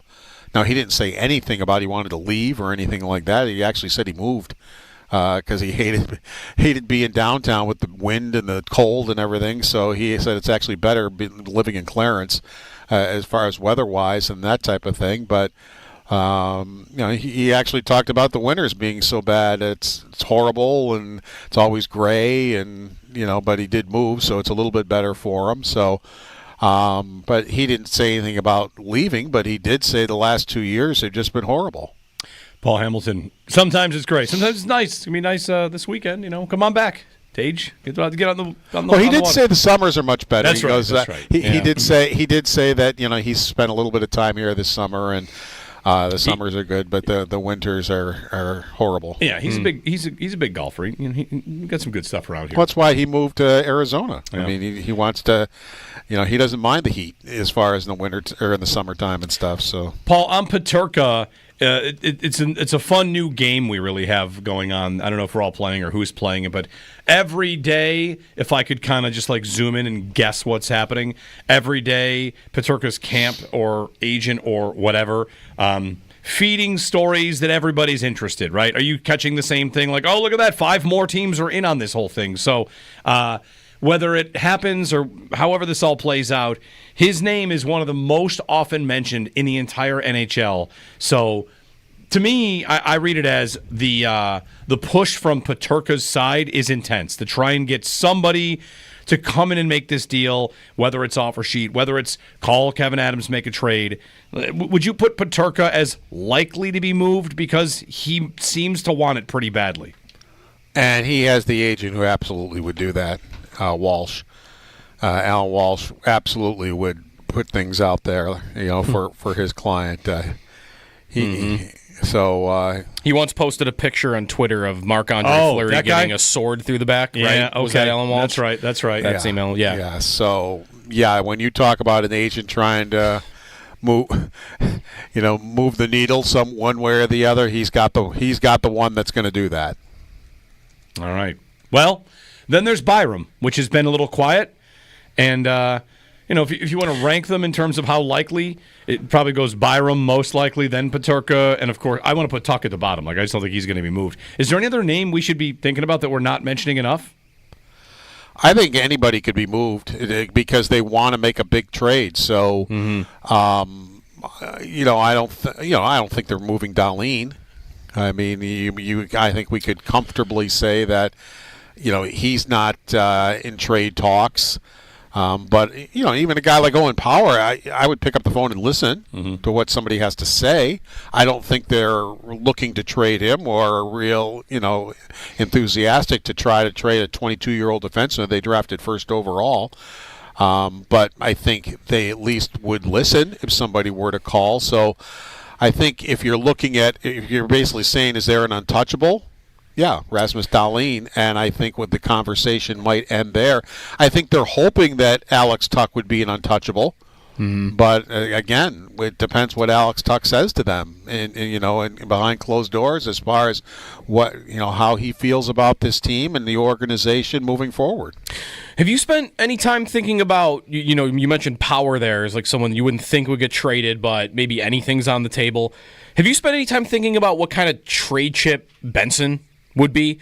Just in that, I think he would have real value in the league. I mean, just the fact that he's in the league already is still impressive, and he's got really good defensive numbers, and you see the battle, but you also don't have the production really yet, Paul, so I don't really know what type of team would be interested in him, but you know what I mean? Like the Sabres, they're trying to win right now, and they might be looking for more of a veteran addition this summer, and he's 20, so I don't know, that seems like a player that another team would ask about.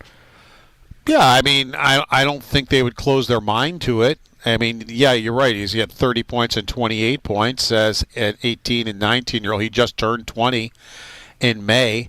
So I don't think production, I don't think they're thinking, well, he's hit his ceiling. I mean, 11 goals is the most he's ever going to score type of thing. He had 11 his first year. He got 10 his second year, and he's played 71 and 75 games. So, I think there still could be an upside production because if you think about it, he gets an awful lot of scoring opportunities. And he doesn't capitalize on them. No, the shot is just not there yet at all. Right, and those are things that can improve. His strength, his shot, all those types of things are things he can improve on. But do I think he's an untouchable? No, I don't. And no, I haven't thought about what he could get you. But again, if somebody picks up the phone and makes an offer that they think makes a lot of sense, I don't think they sit there and say, no, that's a player we just can't part with. You guys talked to Mike Moriel yesterday on the Extra Point Show. Do you have a thought on what type of draft we're headed for? The Sabres pick 9th, and past the first couple of picks, whether this is seen as a deep draft or maybe what could be in store for the Sabres in the top 10? Well, he talked about a couple of really big, tough defensemen. Murtka was one guy I like. He's 6'6", played out at Seattle. He's a right-handed defenseman, so he plays right D. Just a monster out there. But he actually talked more about Kashawn Atchison, but he is a left-handed shooting defenseman. But he was saying that he might be one of the toughest defensemen that is in junior hockey. This past year, just tough as nails, can do a lot of different things. He almost thought that might be a place where if the Sabres make the pick at 9, they might go. He also thought that Murtka might be gone by then because he felt he might be the second best defenseman in the draft. So, he said, there's a good possibility once you get to 9, he wouldn't be there anymore. So, but those are the two guys that we really talked about that, would be maybe, quote, perfect for the Buffalo Sabres should they be available at 9. Paul Hamilton on the Western Hotline. All right, Paul, the decentralized draft awaits. You can go into what? Going to the stadium for this? Yep, we'll be at the stadium. It'll be just like the NFL. The players will be in a centralized location in Los Angeles, and it'll be like the NFL where the teams will be elsewhere. There are some people who think this is only going to be a 1-year deal. Yeah. Because Bettman hates it. Bettman doesn't like it, and he just relented and let teams do it this year because owners wanted to do it because it's less expensive for owners not to have to move their operations out of town. And but there are many who feel that maybe this is just a 1-year thing and they'll be back in a centralized location next year. Also, I've seen that some think that this will lead to trades the week of more than the night of because the teams are not all together. Yeah, Mike was talking about that yesterday when we were chatting. And that, of course, would include the time-honored tradition of everyone trying to convince themselves that more NHL trades are coming. I promise. There's got to be some trades, right? Trades are coming this week. We'll see if they actually do that. Well, remember last year, how many teams had their first-round pick available? Sabres, Ottawa. All these teams are willing to trade their first-round pick. How many did? None. No. I mean, the Sabres moved down, but as far as trading their first-round pick, it didn't happen. And that surprised me a lot. I thought for sure we would be seeing trades, but it was extremely quiet. And I think GMs know they're being watched when they're down on the floor. I think they play games. I think they get up and just try to get, they know the media's talking and they want to get people, they just walk over and maybe ask what somebody had for breakfast and, what are you doing this summer? Are you going to the cottage or that? Just to play games. Yeah. Thanks, Paul. Take care. Paul Hamilton on the Western Hotline, chatting with us about the upcoming NHL draft a week from today. Jeremy and Joe, good morning. Happy Friday. TGIF. Cloudy one out Sam there. Bennett's going to stay with the Panthers. Ekblad, huh? Yeah, Ekblad. I've noticed Reinhart is very. He's living in the moment right now. Yeah. Like, he's not really afraid of what anyone thinks of him, or like the Sabre jersey thing where he kind of like threw it back yesterday at Elbow Room on social media. I guess a lot of the Panthers are doing this, but he's like tweeting at the Bruins, "Thank you, Bruins," with a picture of Brad Marchand. He said someone was trying to ask Barkov about what he thinks of Connor McDavid, and Reinhart told the person to like shut the, like expletive. Like, Reinhart is like the guy right now I'm seeing the most, I feel like. That's just like, doesn't care what anybody thinks of him right now because he's got the Stanley Cup and he's just going to do whatever he wants. The Ovechkin tour? Even though he did it last year. But it's a different vibe to it, I guess. It wasn't Ovechkin drunk and swimming in a fountain? Oh, yeah. In the middle of D.C.? Yeah. Yes, he was. All right. 803-0550 is our phone number. Jeremy and Joe. Some fantasy football chatter at 9 o'clock. Davis Maddox is going to join us there. And, we're hanging out. You can give us a ring, 803-0550, and tweet at us or find us in the chat on YouTube, wherever you want. Enjoy your Friday. Happy Friday. It's beautiful. Summer has arrived here on WGR.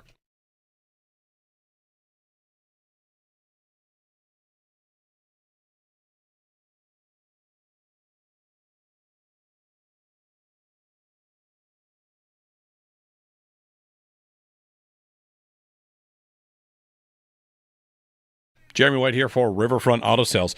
13. Connor McDavid. Everybody may be freaking out he might leave because that sounded like a guy that's going to leave.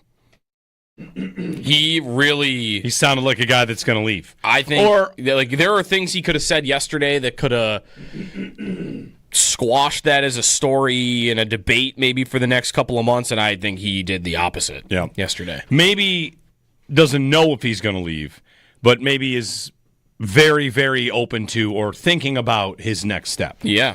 As opposed to just like, oh, yeah, we're going to get that done.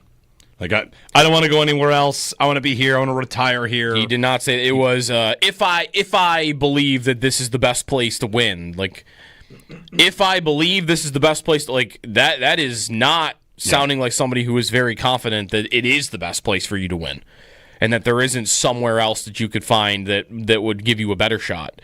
I know they were just in the finals, but I mean, he's in no rush, right? Like, I don't know. Sounded to me like he's very open to taking this into the final year of his contract, at the very least. Yep. Which I'm excited about. I mean, that is immediately the biggest story in the league. Mm-hmm. Him potentially going to a new team immediately is the biggest story in the league. You wonder how Draisaitl would feel about that. He just re-signed. I know. And, I mean, is McDavid going to go where? Toronto? Join Matthews? Is he going to go to Dallas? How about Vegas if Eichel goes to Boston? Vegas Vegas is an idea. The thing I think of is there's always... I think Tampa makes sense. There's always the wild card team, and that's Gaudreau picking the Blue Jackets. What? Yeah. Why? It was a shock.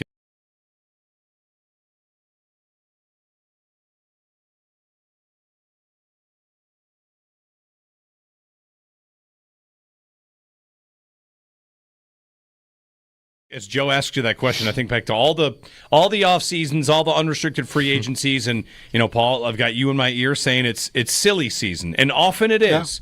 Yeah, but that said, do you think like the Sabres are in a spot where they have to get a little bit silly here? Because as Joe just mentioned, they've only given out 6 contracts that are multi-year contracts in free agency. 5 of them 2-year deals. Connor Clifton a 3-year deal. Part of what is actually hurting them is budget deals in free agency not really ever producing much. And I wonder if there's a realization, if it's Jarmo Kekalainen, if it's Kevin Adams together, that, you know what, we're going to have to spend, and we have to tell the owner, might have to overspend if we're going to get somebody that even can make a difference, can make a blip on this roster. Yeah, they're definitely going to. I mean, part of convincing a player like that to come here is overpaying him, probably drastically overpaying him. Isn't that what happened with Zucker? The belief at the time was like, well, that's a little bit high for Jason Zucker, and it worked. He played well, and then he re-signed. Yeah, definitely. And you can go back to Kyle Oposo. That was a bit of a high contract, but at the time he was the number 1 free agent.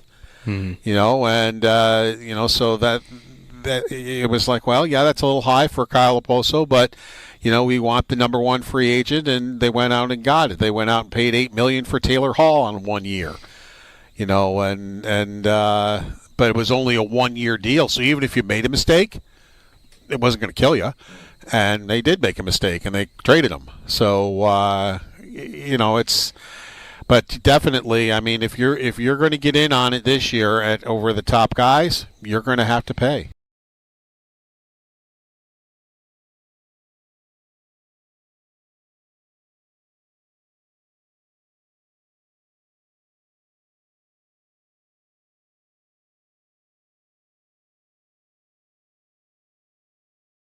I have a different Let's Get Stupid involving McDavid. So he's 1 year left on his contract. Mm-hmm. Kawhi Leonard it. What if you knew he's leaving in a year, no matter what? Edmonton knows the same thing. What would you trade for him? For 1 year of You McDavid? know it's only going to be 1 year. What would you be willing to give up? Would you give up Tage? Yeah. Would you give up Darlene? Do I get to know in the future if these players demand trades in 2 years? You do not get to know that. You only have the information that you have at present. But I'm letting you know, McDavid's letting you know, I am walking in a year. I'll play for you. I'll play hard for you. We'll try to win a championship, but I'm gone in a year. Darlene for McDavid. Okay, because you're not getting it done with draft picks. No, sure. I mean, of course you'd be willing to give up. You can be willing to give up 5 first-round picks for a year of McDavid. I'll tell you who should do that is every good team. Mm-hmm. Kawhi Leonard. Hey, that worked. He won. He did. Toronto doesn't regret that.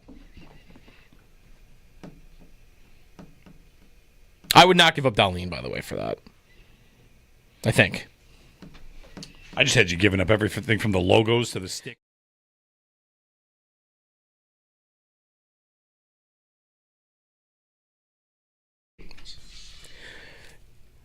Game 6 of the NBA Finals, the Pacers blow out the Thunder on home court. They end up winning by 17 points. Game 7 to decide the championship will be Sunday at 8 o'clock on ABC.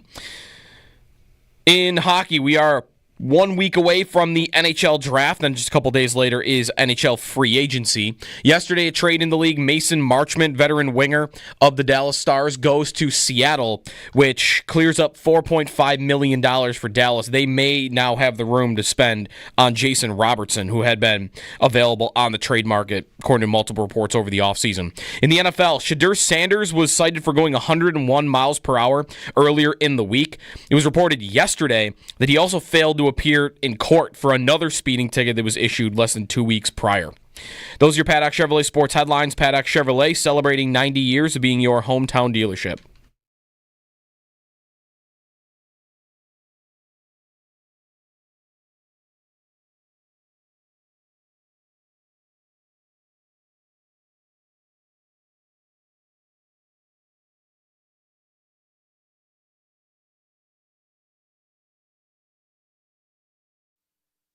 I mean, Marchand has always felt like more of the rental, even though he's become maybe the greatest rental ever. They've got a tight cap situation. Bennett's the number one priority has to be. There's a number where he can stay, and then there's a number that his agent has told him he can definitely get him on the market. And it's going to come down, for me, it comes down to what does Sam Bennett want? I talked to Sam right after they won the Cup on the ice, and again, the emotion of the moment, I'm sure, but he couldn't see himself in another uniform is essentially what he told me. To me, it comes down to the player, because I think his agent, Darren Ferris, has told him that if they go to market, he can go get him $10 million a year somewhere else. But there's no 10 in Florida. Pierre LeBrun on Brad Marchand. NHL offseason upon us. Cup awarded. Players announcing they're staying 2 days later at parties. Trades. Yep. What if he's the guy the Sabres way overpay? Marchand? Yeah, you get on board with that? Yes. I can get on board with almost any move with a player that I've heard of. Is that wrong? Is that not analytics? That's name-alytics. Sign me up for name-alytics. And you would have no problem with, I have hated that dude, forever. Now he's a Sabre or whatever. No way. Nothing. Absolutely no way. Would not have a problem. I mean, Florida got over it. Think how easy it is. Because he was very hated in Florida before he got to Florida, and then how do they think of him now? He's a legend, probably. It's so easy to have a player that you like get traded, then you hate that player instantly. We've done a lot of that. Why wouldn't he just go the other way? A guy I hated comes here. All right, I'm good. Love him. Right. Has that ever happened? Who's the most hated player they've ever acquired? Or have they never done it? Ville Lano? And he scored a playoff eliminating goal, 6. and then he came here and we hated him even more. But that was more of yeah. I mean, that's right. But a player you didn't like. Yeah, because Lano was one moment, right? That's not years of hatred. This guy, I'm the worst. Who is the player the Sabres or Bills added that the public that we liked, that we hated, that we liked the least? We did not like this player. Now he's on your team. Yeah, you had to get over it. You had to get over your dislike, because that would be Marchand, right? And maybe everybody would have a very easy time with that, but you would have to get over the fact that you hated that guy. You've hated that guy forever. Yeah. Because was Doug Gilmour hated? I was just looking up where his stops before Buffalo. Gilmour? Yep. There's Toronto, New Jersey, Chicago, Calgary, St. Louis. That's an answer, because he had a full career and maybe you hated him for something. That's it. But again, who would hate Gilmour if he's actually on your team? Yeah. When the Sabres traded for Eric Stahl. That was for you. That was for me. That was a big one for you. When he was a player, I hated that. See, that one was... Yeah, and you also never got over it. No, but... And now he is in the front office. I will... Thanks for the reminder. I will say, if he had showed up...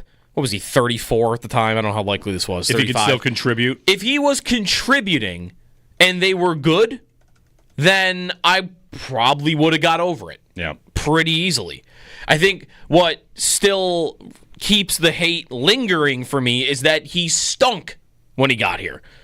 If he had been good, that would be very different. That would be Marchand, right? If Brad Marchand came to the Buffalo Sabres for like $10 million a year, they go way over what everybody else will pay, and he comes to Buffalo and he's great, and they make the playoffs, I will love him forever. Get a jersey. But if he comes to Buffalo for $10 million a year, and because he's 38 years old and the team's not as good as the one he was just on, he's not good, and the team still stinks, and he spends a year and a half here and then he gets traded away, then my hate remains.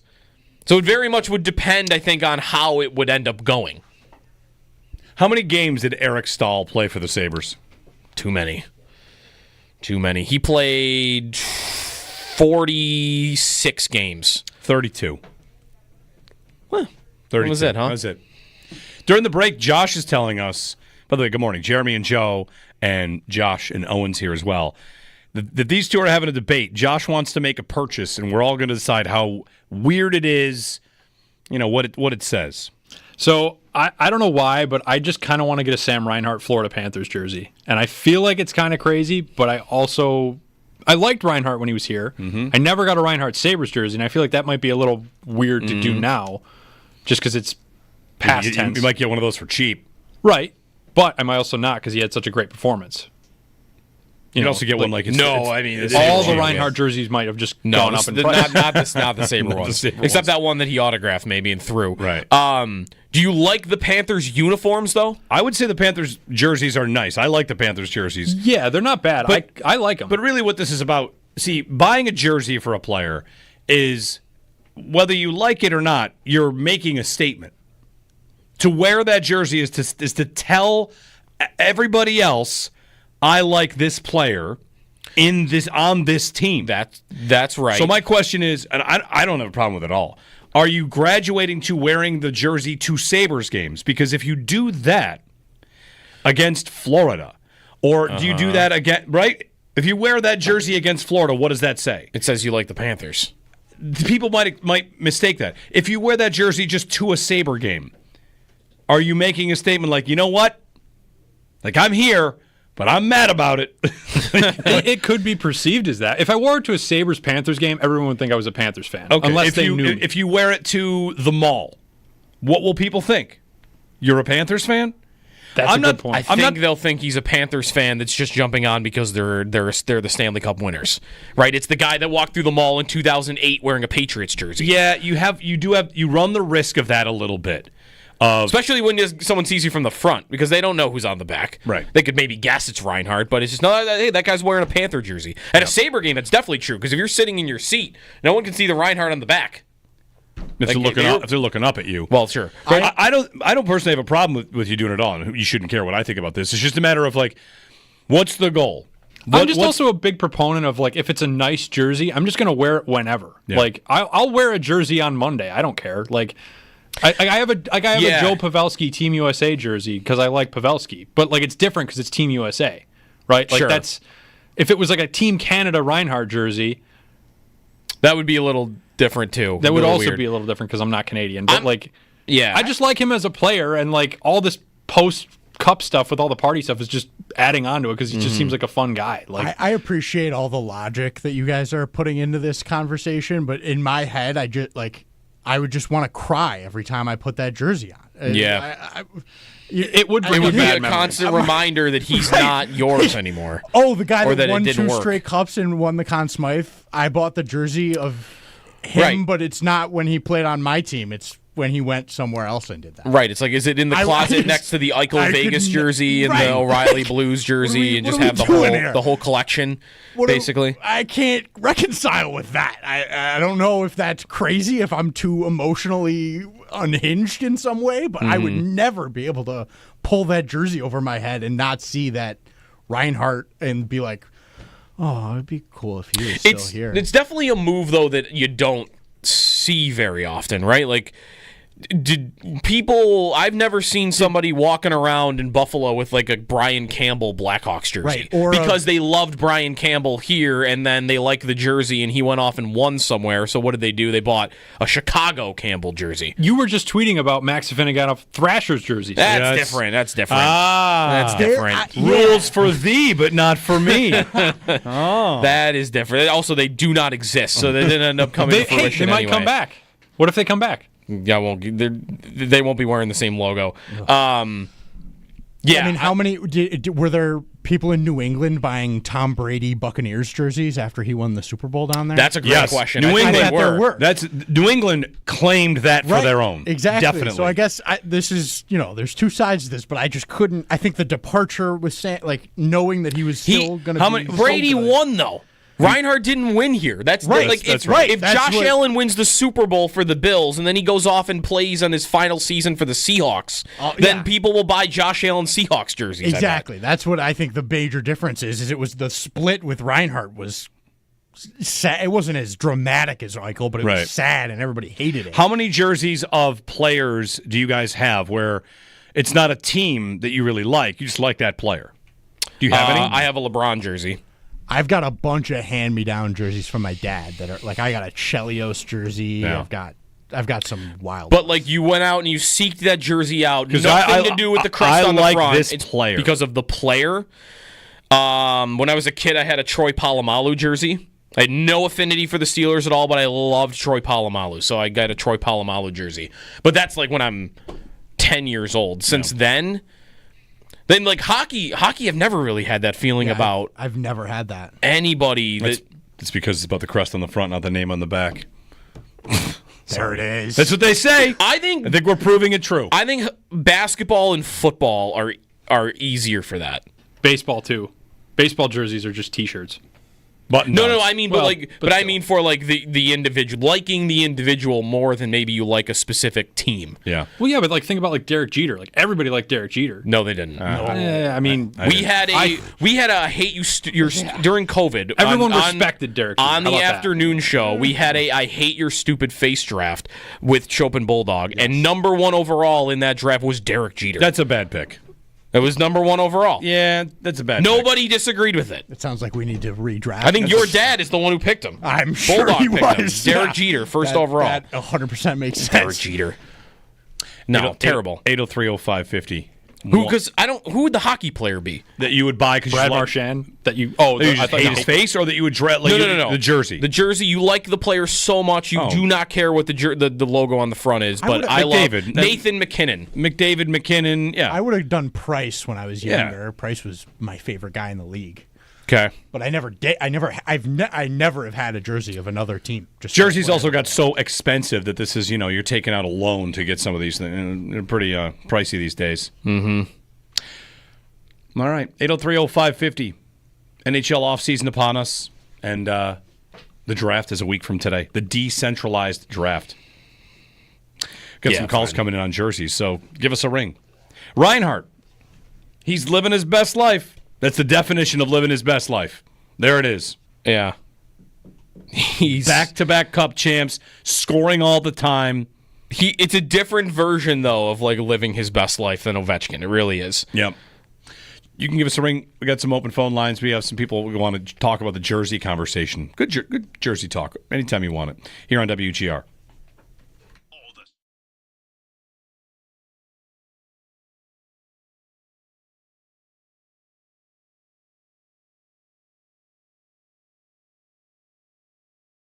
As Joe asked you that question, I think back to all the off seasons, all the unrestricted free agencies, and Paul, I've got you in my ear saying it's silly season, and often it is.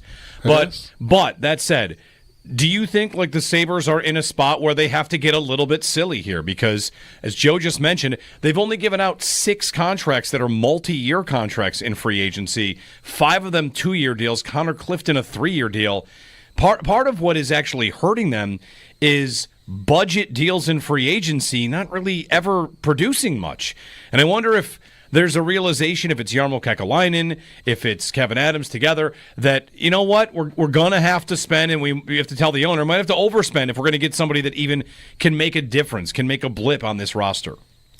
Yeah, they're definitely going to. I mean, part of convincing a player like that to come here is overpaying him, probably drastically overpaying him. Isn't that what happened with Zucker? The belief at the time was like, well, that's a little bit high for Jason Zucker, and it worked. He played well, and then he re-signed. Yeah, definitely. And you can go back to Kyle Oposo. That was a bit of a high contract, but at the time he was the number one free agent. Mm-hmm. So that it was like, well, yeah, that's a little high for Kyle Oposo, but we want the number one free agent, and they went out and got it. They went out and paid $8 million for Taylor Hall on 1 year. But it was only a 1 year deal. So even if you made a mistake, it wasn't going to kill you. And they did make a mistake, and they traded him. So it's. But definitely, I mean, if you're going to get in on it this year at over the top guys, you're going to have to pay.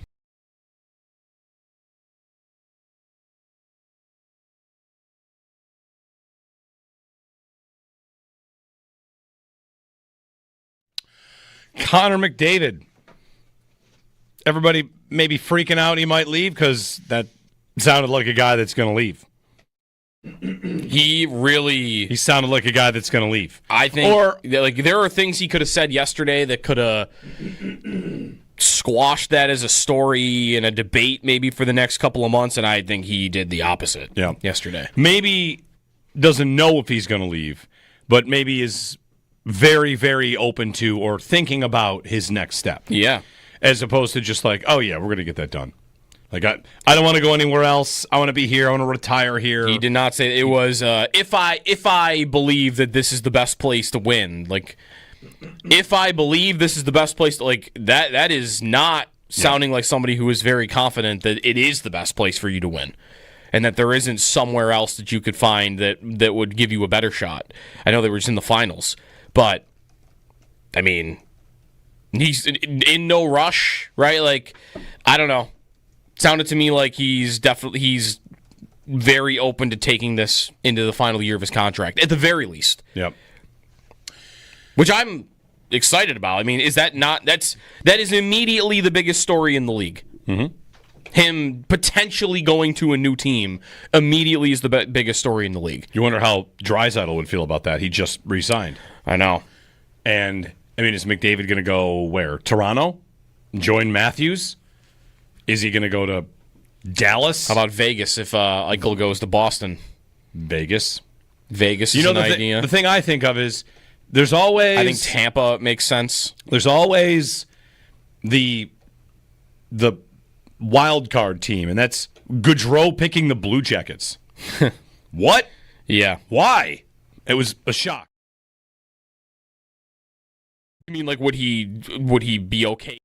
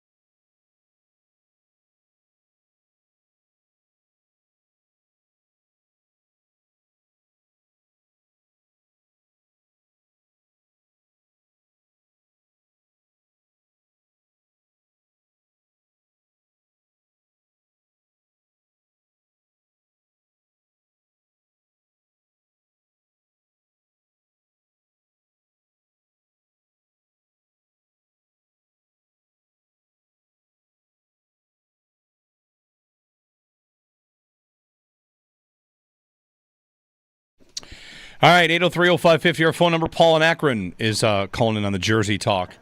Josh wants a Reinhart jersey. Hey, Paul. Hey, my take is like this. If you're going with a girl and she's your girlfriend and you really think things are great, you're going to work out, but she doesn't and she leaves, breaks up with you, you still like this girl, that's fine. She doesn't want to be with you and she left for whatever reason. If you get a new girlfriend, you don't put her on your screensaver on your phone anymore. She's deleted off of there. So my opinion is you don't get another jersey. You find another player on your team you like, you get that jersey. It's just my opinion. All right. Thanks, guys. Thanks, Paul. All right. How committed are you to this Reinhart jersey of the Panthers? Versus getting like Your other jerseys are going to be upset. I also wouldn't get a Sabre jersey yet if you're just going to decide to get your new favorite player, because I might want to see what the offseason does first. There's a couple safe ones. I mean, I have a Tage one. Who's Darlene and Tage? Yeah, couple. Would you feel comfortable getting a Power jersey right now? Or would you wait a month? How about the two guys I asked Paul about? Benson. You love Zach Benson. Would you get it right now, or would you wait a month? I don't know. I'd wait a month. I like my jerseys just blank on the back these days. That's what I've got. Blank Sabres jerseys. Yeah, something. I go blank. My Arsenal jerseys, when I get Arsenal jerseys, they're always blank. You can't do that. I was thinking about getting Liverpool's got the jerseys with the big trophy on the back. Oh, nice. And it says champions. That's cool. a good one. That sounds cool. Yeah. That sounds really cool. Big gold trophy. Yeah, very cool. You and your Liverpool friends will all, I got the scarf with the trophy on the match. Maybe you guys can take some pictures together. Yes. It's lots of fun. And you should try it. You should try winning a championship sometime. You know what? I would Lots enjoy. of fun. I would like to try that. I would enjoy trying that. That seems like it would be good. Hopefully the Bills do it this year, and we're all pretty happy about it. Or, Arsenal and Europa or something. They go farther than the Champions League. They're in Champions League this year. That's right. How come they're not in the Club World Cup? Why Liverpool's not in the Club World Cup either? How did you get into this? I don't understand the Club World Cup. I have to confess. I don't even know what it really is. Like Chelsea's in it. I know. What have they done? I don't even know what it is. Just very strange. It's a strange tournament. I saw highlights like Messi scored yesterday to beat Porto. I'm like, that looks cool. How did Inter Miami get in there? Teams for Club World Cup are based on their performance in the respective continental club competitions over a 4-year period, along with a few additional slots for the best performing teams. Liverpool made 2 Champions League finals. When did Chelsea do anything? Continental Club like exhibition games? No, that sounds like they're counting like the Champions Leagues. All right. But I don't know how Chelsea got in. Again, I don't know. Weird tournament. Yeah. They have a million different teams from all parts of the world. Dortmund's playing some team from South Africa today. It's going to be 9-0. It's all in Miami. Ticket sales did not go the way they had hoped, although it might be for other reasons. So I don't know. It's a weird tournament that they were trying to make massive, and I don't think they're really doing it. It's a good time of year to try it. July? Yeah. Or June into July? June and July. This is the time. That is right. They got that part right. 803-0550, 1-888-550-2550. Jeremy and Joe on WGR.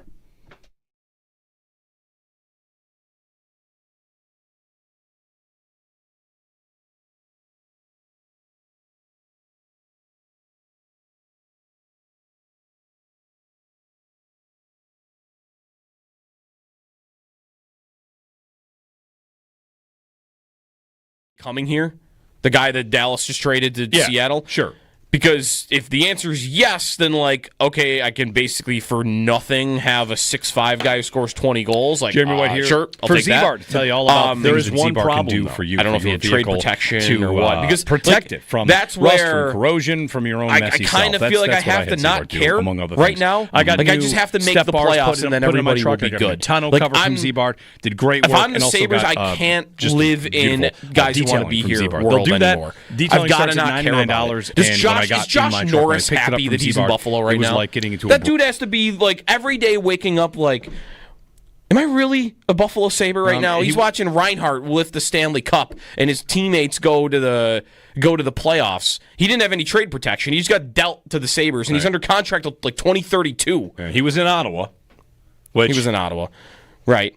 But is he? I don't even know. I'm just guesstimating. He could be I can't. What? I'm a Sabre. Yeah, and I wouldn't. And if I was the Sabres, just wouldn't care about it. He might. I just wouldn't care. Right. He might be one of the reasons that they actually can be good. Is if he stays healthy, he's a good player, and we'll just wait to find out. Marchman had 1 year left at 4.5, and he had a 10-team no trade list. Okay, so the Sabres were probably not going to be able to get him. So Jeff Merrick wrote something about the Marchman deal to Seattle, and this is the bigger picture, because this is the thing where the Sabres are affected and there's not really much they can do about it. He wrote an important note about the Marchman-Seattle deal. Jim Nill sent Marchman to another no-state tax team. And he said, you don't want the rep of sending a player somewhere they don't want to go after they take less to play for you.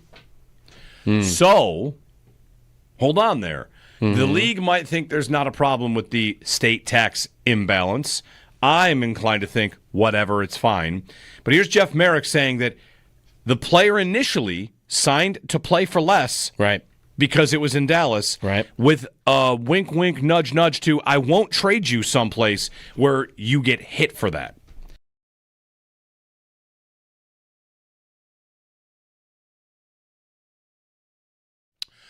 Connor McDavid.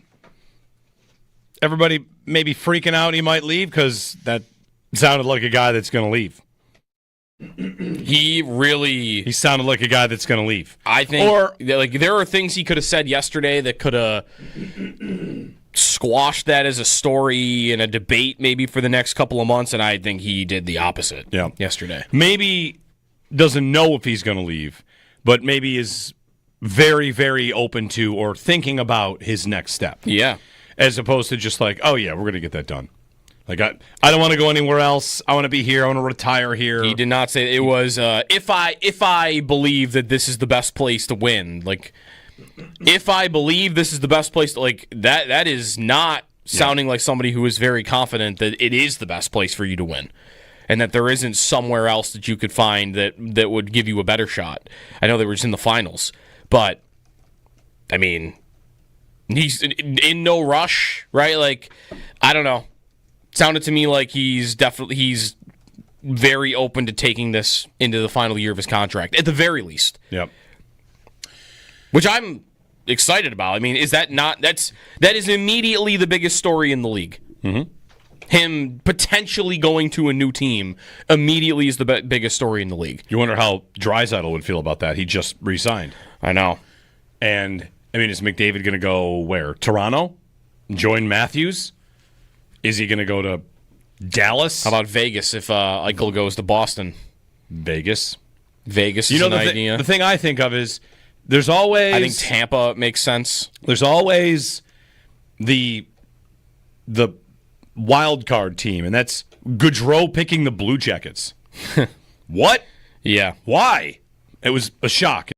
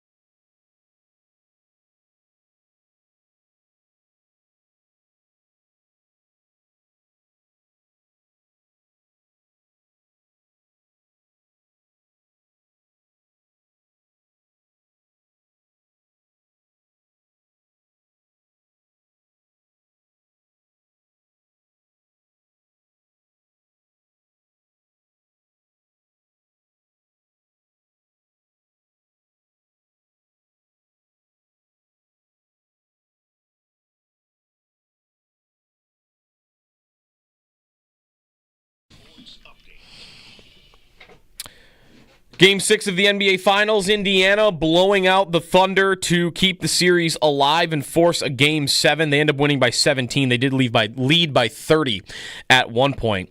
Game 7 will be Sunday, 8 o'clock on ABC. The Thunder and the Pacers in Oklahoma City. Winner wins the championship. To hockey. Trade in the league yesterday. We're a week out from the draft, and a couple days after that it'll be free agency. The Dallas Stars trading forward Mason Marchment, who had a decent-sized salary, to Seattle for a third and a fourth-round pick. The story is that they could now have enough room to sign Jason Robertson, their star winger, who had reportedly been on the market, but now might have enough cap space.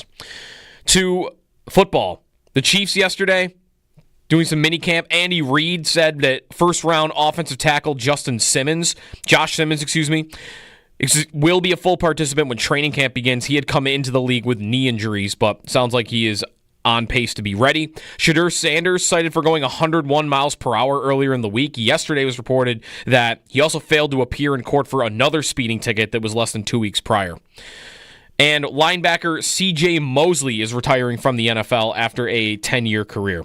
That's your Paddock Chevrolet Sports Update. Paddock Chevrolet celebrating 90 years of being your hometown dealership.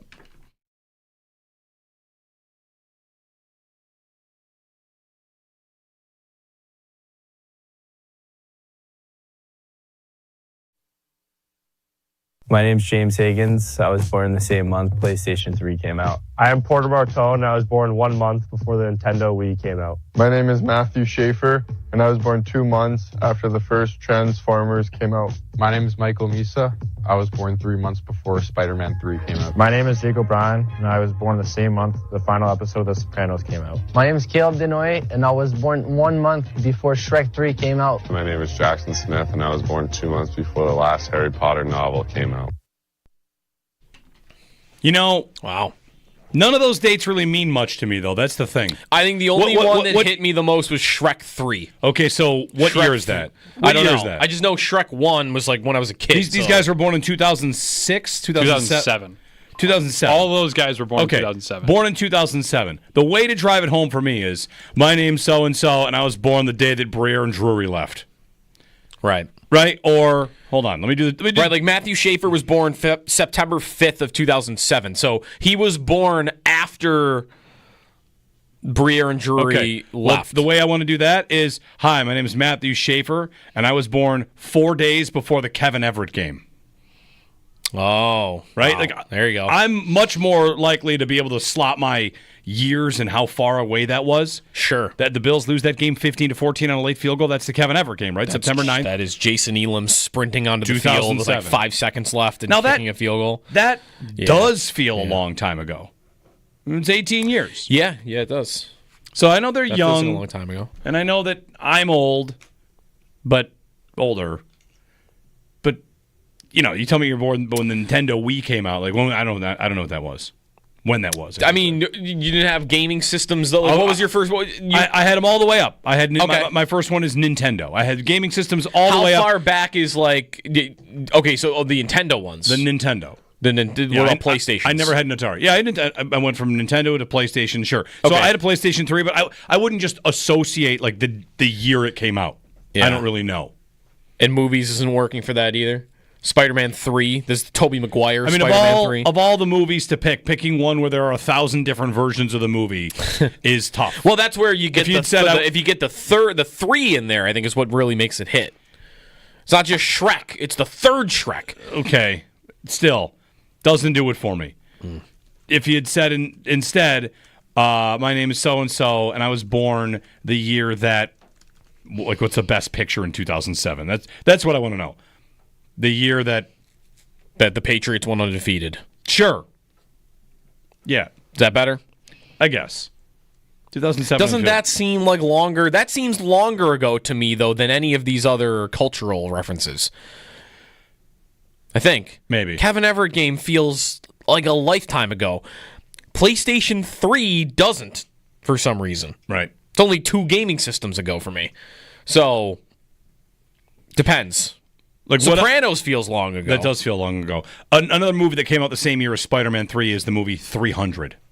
There you go. Like, that's a one-off. I'm more likely to remember that time than one of the 37 Spider-Man movies in all the multiverses that have been made. That said, all the multiverse movies are awesome. What about Click?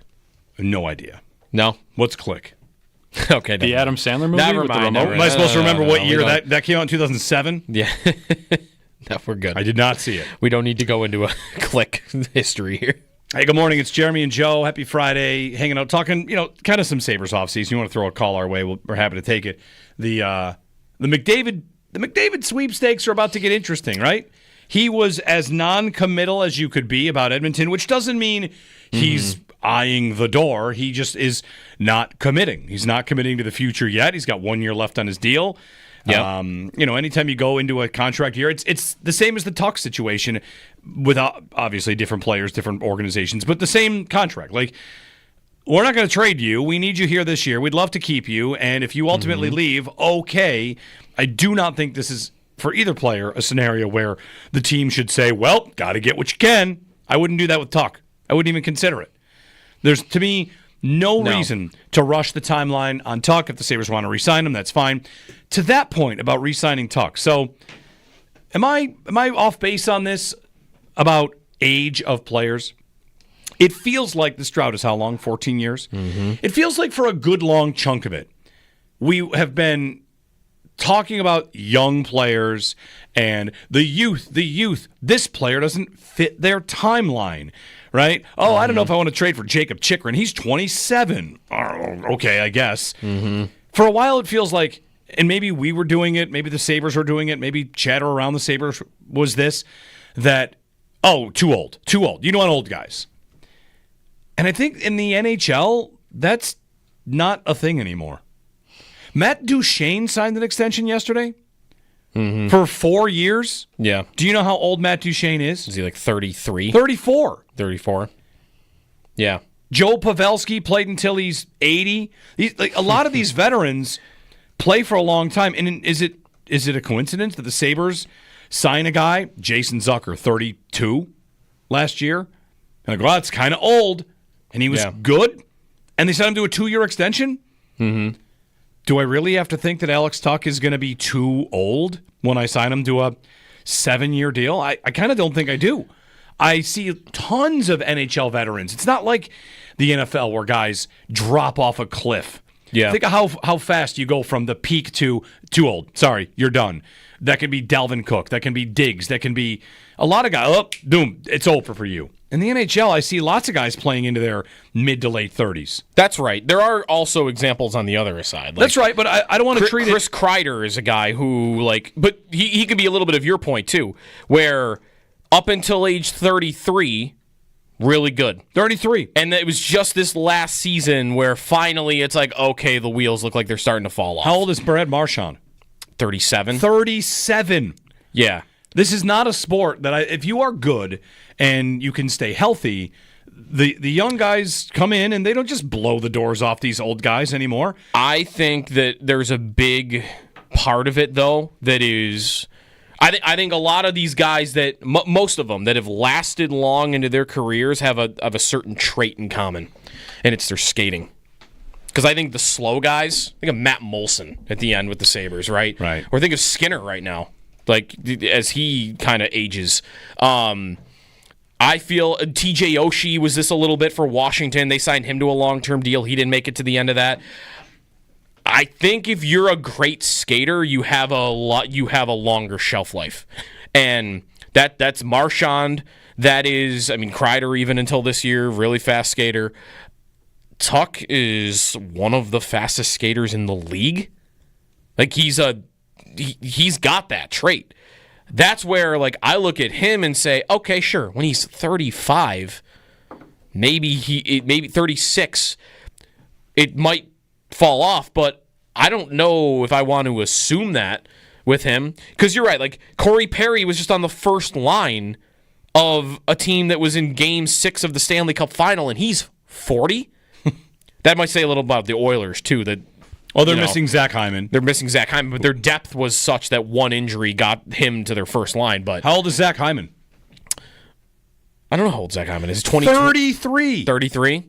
And didn't he score 50 goals last year?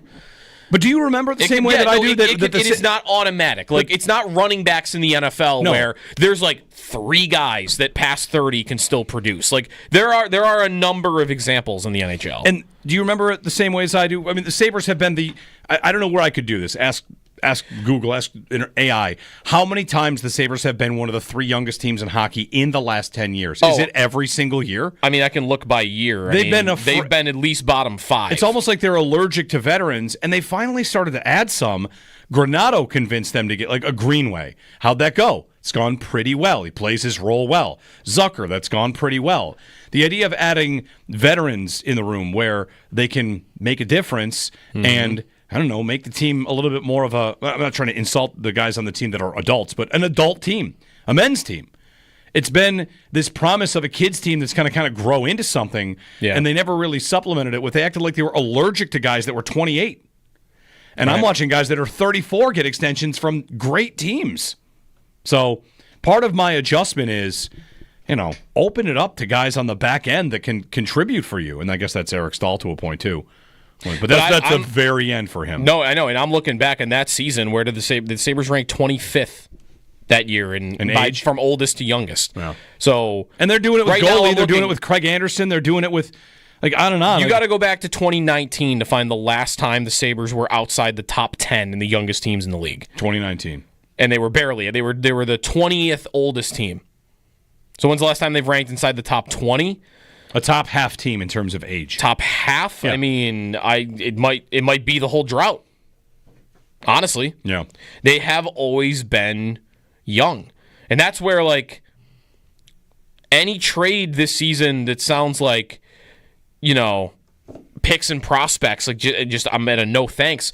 The Sabres are kind of, I think, only able to go in one direction, but that's, I think, the right direction. Going younger just doesn't make any sense. Like, to me, they have to go older, and they also should go older at the same time. So, I don't know, like, and just waiting and waiting and waiting for guys to grow into it, this is kind of the point of the last core of it. Like, you're waiting, by the time some of these guys have matured to the point where they're the veterans, they're not here anymore because you've asked them to go through 6 years of losing before they are, really reaching maybe their peak maturation date. Dahlin is, and Thompson maybe a little bit more, or Dahlin more, but Dahlin is just probably hitting, like, this is the prime of it. This is Norris prime of his career. And by the time you've reached that to where, he's not a kid anymore, he's not 22 anymore, now he's like, man, 1 more year and I'm done. 2 more years and I'm done, just because you're sick of it by that point in time. Yeah. It really is a point to say, don't bring them up early yet. Don't start the clock, not just the clock on their contract. Don't start the clock on them getting fed up with losing. Zach Benson, whenever it's, okay, he's on the Sabres, it's more, wow, how can you have a team where an 18-year-old can even make the team like that? Or do you want to start burning his contract already? Start thinking of it more as Zach Benson is 20 and he's already 2 years into a certain threshold that everybody can take. Wait till he's 21 to get here, because then by his 4th year where he's starting to get frustrated, he's 25 instead of now where, like, in 3 years he might be like, man, this is brutal. And he's still only 23. Brad in Lackawanna. Hey, Brad. Morning, gentlemen. So you guys had a lead up, and I appreciate you guys. I really do. I just unselfishly want to start before my Sabres comment. I was watching the news this morning. There's this kid in Buffalo kid. It's a Bilson family. I don't even know these people, but I seen it on the news. So I emailed the president, and I figured, that might not go very far. So I thought maybe the Buffalo community might be able to step up to help this kid in any which way or form. It just seemed like the right thing to do. And with that said, I just wanted to talk about the Sabres real quick. And I thought that if we were going to pay veterans like Marchand, obviously we would want to overpay. But it'd be nice to add him, maybe Jonathan Marceau, Jonathan Martinez, and Gabe Perreault from the Rangers, and then just get rid of our bad contracts. And that's where I wanted to lead with that, Mm-hmm. How many bad contracts the Sabres? Thanks, Brad. How many bad contracts the Sabres have? Samuelson's bad contract. I mean, it's not even that bad. It's $4 million, and they might buy him out. Yeah, it's long. It's long. they should buy him out. I don't know if they will. I guess it's think bad. They'll buy him out? Unless somebody can, figure him out. I mean, Clifton's a bad contract, but it's only 3 and it's only 1 year, right? So anchor contracts, though, this is the first time they haven't had one that's like a huge number. Because like Poso was that, and then Skinner was that until he got back to being like a point per game player, and someone who could score. But yeah, I don't know what that would be. Yeah, but all those those 30-year-old, Marchand, I don't think would come here. But if you offer him $2 million more per year, maybe he'll think about it. That is the market I'm going to want them playing in. I still don't know how confident I am that they're going to try, though. Like, are they going to be in those meetings? Are they going to be making those calls? Are they going to call Brad Marchand this offseason? Are they going to call Marner? They tried to get Brad Richards. They failed. That's a long time ago. I know. But, are they going to even swing this go-around? Or are they going to throw their hands up and say, yeah, we're not even going to try because we know we're just going to get denied on that front? Because I'd want them to at least try. By the way, I'm going back. I'm now at 2012, and I still haven't found the Sabres being in the top half of the league in age. Which, it's not always great to be old, but, at some point. Right. But I don't know how... I'm still trying to figure out how aggressive they'll really be in free agency. Trades, I feel like I could see them being pretty aggressive. Yeah. Free agency, there are a lot of good names. And are they going to... do you think we're going to see a report that the Sabres are going to try to meet with Mitch Marner or something like that? That they're even going to be making an effort? You'd like to see it, knowing that you might just do it as PR. If you're the Sabres and... I think you'd want it out there if you were them. That's right. If you're the Sabres and things are, whatever, rocky, you still have to operate like... fake it till you make it almost. Mm-hmm. Make those calls. You never know. Yeah. Make those calls. You got to do what you can and shoot your shots. That's the best I've got. Yeah. I found the last time they were in the top half of the league in average age, and they were the 8th oldest team in 2010, 2011. And they won the division? That's the year. The last year they made the playoffs. Oh, okay. That's the 7th. The year before. Gotcha. So the year after. The last time they were in the top half of the league, they were in the playoffs. It's been a kids team for a long time.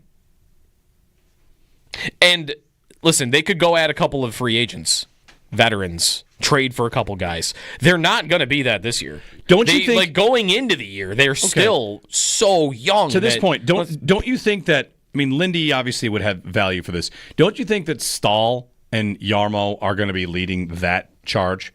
Enough with kids. Mm-hmm. You've got plenty of kids. Mm-hmm. Go get some veterans? Yeah. You got a couple of veterans, but this, I don't know. I would like to believe that that's often how Pekalainen operated in Columbus. Right. Peterka and Byram, let's say they go. You're not coming back with picks and prospects. You're not coming back with it's Consta Hellenius' time. No. Oh my goodness. No, it's gonna be guys that play in the league. Find a way to get those guys. Right. The idea of someone from Rochester making the team out of camp sounds like just an abysmal idea to me. They could even earn it, and I just don't even want to. I don't want to see it. I don't want to see the 19-year-old be the catalyst for, he's going to be the reason. 803-0550. Kulik, it's part of what your expectation is. Your expectation is just anything with the guy that looks good, you'll be happy with. Yuri Kulik last year. Everyone feels pretty good about his season, right? Yeah, really good. You know how many points he had last year? Is it 30? It's 23. Yeah. Everyone feels good about it. That's the part of it, He didn't play that. How many games he played? He played 60-something games. He's got 15 goals and 9 assists. Guy played, again, I'm good with him, and I think he's going to be a really good player for them. Lindy loves him, talked about at the end of the season. But the guy played 62 games for you. A lot of that is your number one center, and he had 9 assists. That's the rookie point. When you put it that way. You can't have 20-year-olds playing in roles like that anymore. You can give us a call on this if you want. Quick point on the golf. The Travelers is this weekend? The Travelers, yeah. They're ripping up this course. What a follow-up to the U.S. Open, which is just, hey, try to hit it out of these giant patches of knee-deep stuff and grass that you lose your feet in. And now it's perfectly manicured, greens that are shaved all the way to the water. This is at TPC River Highlands. It's a beautiful course. And the most beautiful thing about it is, here's golf, folks. Ready? Golf.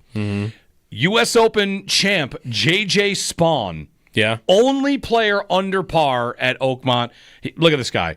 His career is peaking. Where did I see him yesterday? 10 strokes off the lead. +2. In round one. Round one. It's only round one. 10 strokes off in round one. Beautiful. Absolutely love to see it. Yeah. I'm the U.S. Open champ. I'm made in the shade. I'm 10 strokes back in the first round. Well, this course, everybody is obliterating because it's so much easier than Oakmont. Like Scheffler and who's tied in the lead with him? Scheffler and whoever's 8. It's Austin Eckert or whatever. Something like they're both 8 under par. Yeah, Rory is 6 under. So they're on pace to be 32 under. It's they probably because won't. it's like they just went for a 10-mile jog with ankle weights and they took them off. Well, right, but Spawn. Oh man, I feel great. The hardest course anyone's played on in years. Spawn was -1 over 4 rounds, and yesterday at is it 10 times easier? This golf course. Oh yeah, he was over par.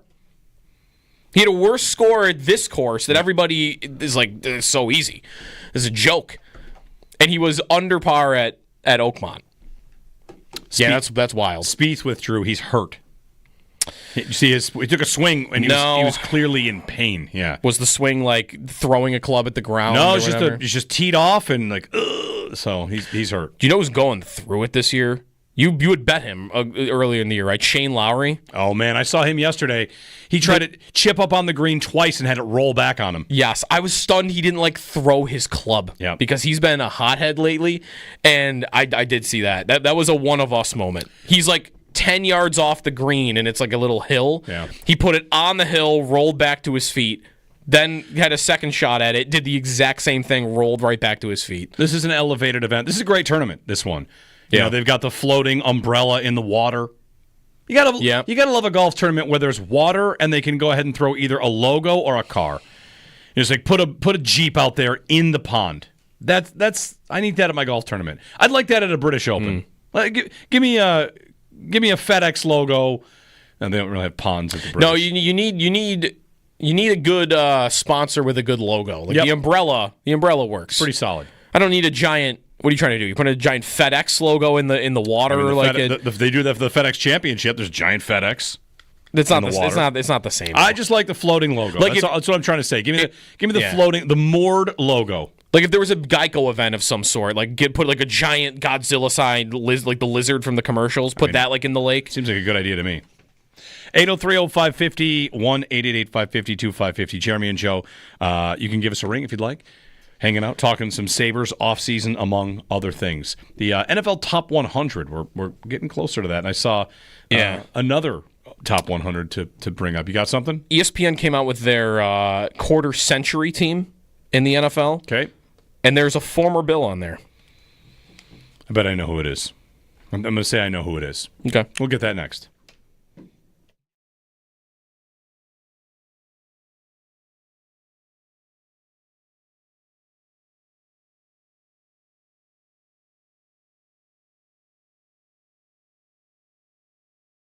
As Joe asked you that question, I think back to all the off seasons, all the unrestricted free agencies, and Paul, I've got you in my ear saying it's silly season, and often it is.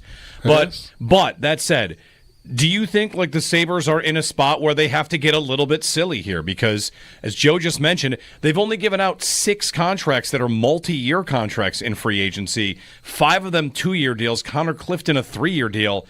Part of what is actually hurting them is budget deals in free agency not really ever producing much. And I wonder if there's a realization, if it's Jarmo Kekalainen, if it's Kevin Adams together, that, you know what, we're going to have to spend, and we have to tell the owner, might have to overspend if we're going to get somebody that even can make a difference, can make a blip on this roster. Yeah, they're definitely going to. I mean, part of convincing a player like that to come here is overpaying him, probably drastically overpaying him. Isn't that what happened with Zucker? The belief at the time was that's a little bit high for Jason Zucker, and it worked. He played well, and then he re-signed. Yeah, definitely. And you can go back to Kyle Oposo. That was a bit of a high contract, but at the time he was the number 1 free agent. And so that it was like, well, yeah, that's a little high for Kyle Oposo, but we want the number one free agent, and they went out and got it. They went out and paid $8 million for Taylor Hall on 1 year. But it was only a 1 year deal. So even if you made a mistake, it wasn't going to kill you. And they did make a mistake, and they traded him. So it's. But definitely, I mean, if you're going to get in on it this year over the top guys, you're going to have to pay.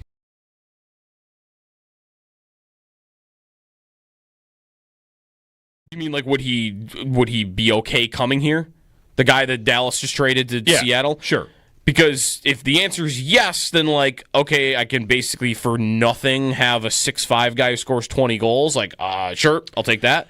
There is one problem though. I don't know if he had trade protection or what. Because that's where I kind of feel like I have to not care right now. I just have to make the playoffs and then everybody will be good. If I'm the Sabres, I can't live in guys who want to be here world anymore. I've got to not care about it. Is Josh Norris happy that he's in Buffalo right now? That dude has to be every day waking up am I really a Buffalo Sabre right now? He's watching Reinhart lift the Stanley Cup and his teammates go to the playoffs. He didn't have any trade protection. He just got dealt to the Sabres, and he's under contract till 2032. Yeah, he was in Ottawa. He was in Ottawa, right? But is he? I don't even know. I'm just guesstimating. He could be I can't. What? I'm a Sabre. Yeah, and I wouldn't. And if I was the Sabres, just wouldn't care about it. I just wouldn't care. Right. He might be one of the reasons that they actually can be good. Is if he stays healthy, he's a good player, and we'll just wait to find out. Marchman had 1 year left at 4.5, and he had a 10-team no trade list. Okay, the Sabres were probably not going to be able to get him. So Jeff Merrick wrote something about the Marchman deal to Seattle, and this is the bigger picture, because this is the thing where the Sabres are affected and there's not really much they can do about it. He wrote an important note about the Marchman Seattle deal. Jim Nill sent Marchman to another no state tax team. And he said, you don't want the rep of sending a player somewhere they don't want to go after they take less to play for you. So, hold on there. The league might think there's not a problem with the state tax imbalance. I'm inclined to think, whatever, it's fine. But here's Jeff Merrick saying that the player initially signed to play for less, right, because it was in Dallas, right, with a wink, wink, nudge, nudge to, I won't trade you someplace where you get hit for that.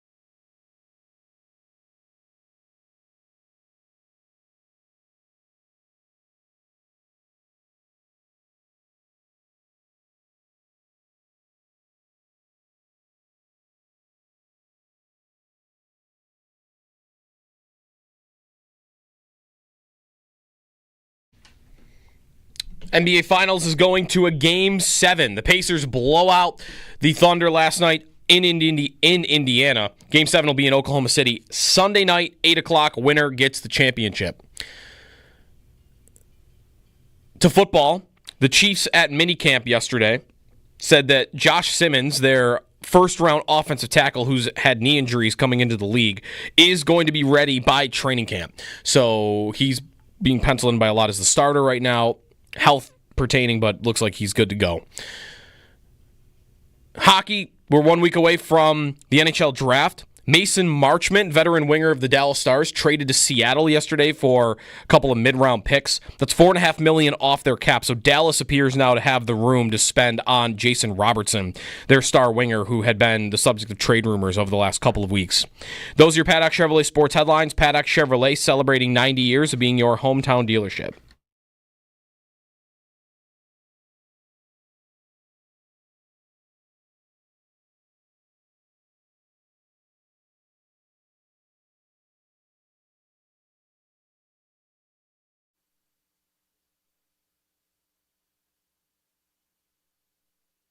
I don't think I've ever looked forward in my life to going to OKC. I do now. I can't wait for Sunday night. I can't wait. Game 7. I don't know if we've been in a situation that we could look as forward to a Game 7 as we can look forward to this one in quite a long time. I believe it's a pick'em. It's anybody's game. Sunday night. Okay. I'm excited for Game 7, too. But he's got a heck of a solitaire round ready to go. He's ready.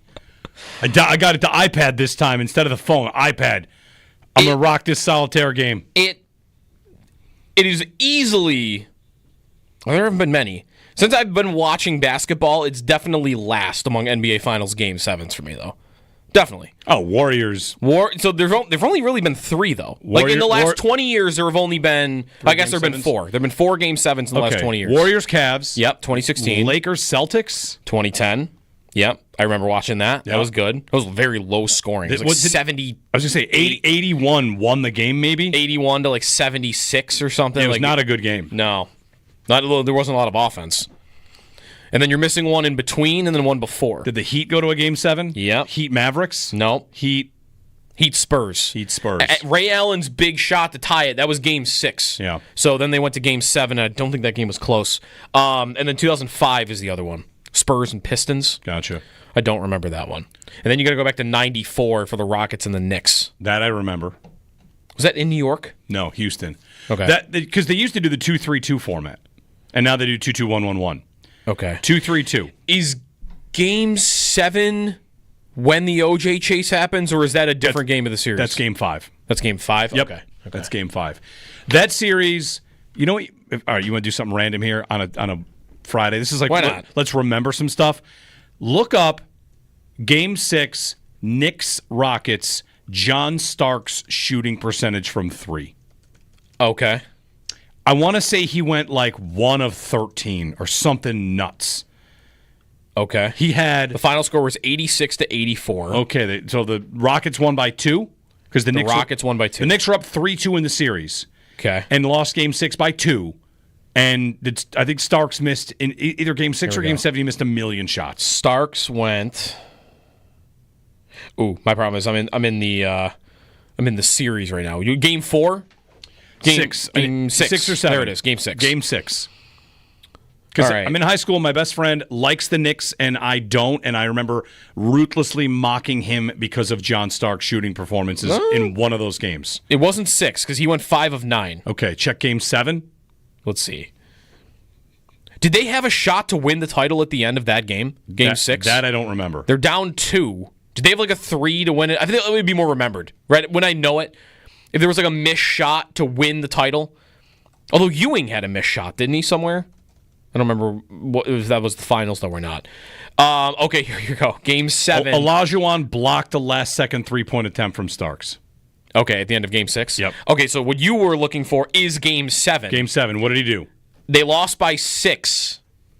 So the Rockets won the title. They won by 6. And John Starks went a cool 0 of 11 from three-point land.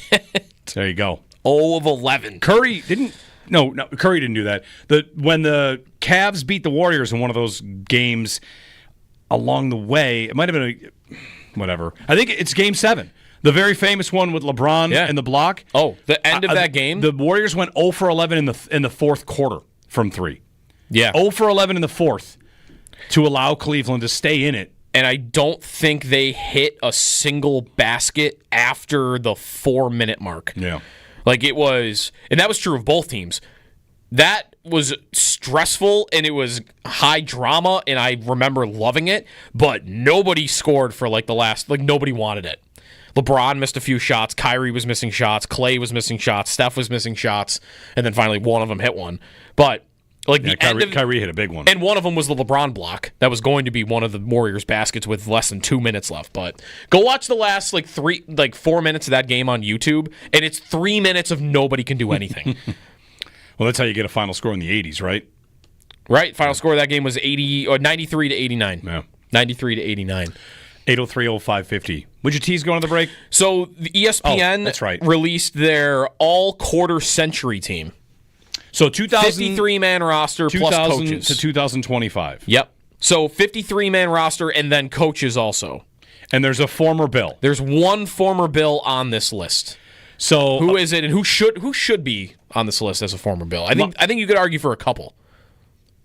Bills that would make the 53-man roster of the last 25 years. Yeah, 2000 to 2025. Okay, I'm writing down 2 names that I think should make this list. Okay. So you already are saying that one person should be on it that isn't. Maybe. That have a case. I was surprised that one Bill wasn't on this list. My first answer is T.O. T.O. is correct. Okay. T.O. should be on the list. He is one of 6 wide receivers on the list. They list him as the number 5 receiver.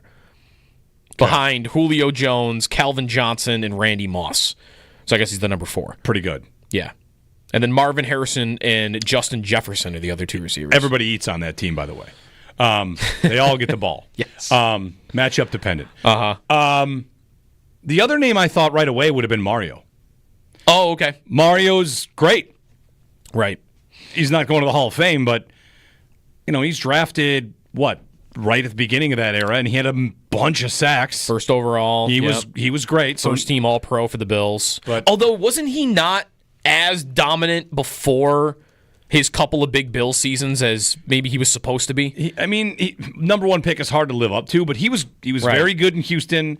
There was an injury here or there, but in 6 seasons before he got to the Bills, he had double-digit sacks twice. Yeah, and then he did with the Bills 3 times. And he made second-team All-Pro once. Yeah. His best seasons were with the Bills. Who has definitively they were with the Bills. Who else has the best case to be on the All-Century team that played for the Bills? There's one guy that I thought was going to be on here and he wasn't. That's Jason Peters. Right. I thought Jason Peters would be on here. Now, they're no slouch. The 2 guys that are on here, it's 53-man roster, so they went Joe Thomas and Trent Williams. It's tough. So it's that is tough sledding. Yeah. So maybe he came close to making it. Are the running backs Derrick Henry? Go ahead. How many backs? 3 backs. Derrick Henry, LaDainian Tomlinson. You have 1 right. Derrick Henry is the 3rd back on this team. No LT. No LT. In this quarter century. Okay, so Derrick Henry and is this another active player? It's Saquon? Nope. Okay, good. I feel like he should not make it. He shouldn't. I wonder if you're going to think this other guy should make it. Is it Kamara? No. McCaffrey. Okay. Henry, McCaffrey. I think you could be here a while trying to guess who this is. The first listed running back on their list. Terrell Davis. No, he's not a Hall of Famer, and I don't think I've ever even heard him discussed as a Hall of Famer. Sean Alexander. Priest Holmes. Priest Holmes is the number 1 running back in the last 25 years. That's what they wrote here. Super Bowl champion, 1-time Offensive Player of the Year, 3-time All-Pro, 9,200 yards. Isn't it the other Chiefs running back, Jamal Charles, that we all know was he's statistically the best back ever to play? Jamal Charles is the all-time leader in the NFL in yards per carry. Right, okay. But they have Priest Holmes number 1. Holmes ahead of Derrick Henry? I'm sorry. Who wrote this list? That was a weird one. I'm going to write them a letter. Aaron Schatz and Seth Walder. Okay, so we're going at it from more of an analytical end. I'm sorry, that still surprises me. I'm still not giving you Priest Holmes. And the quarterback is going to be Brady? Yes.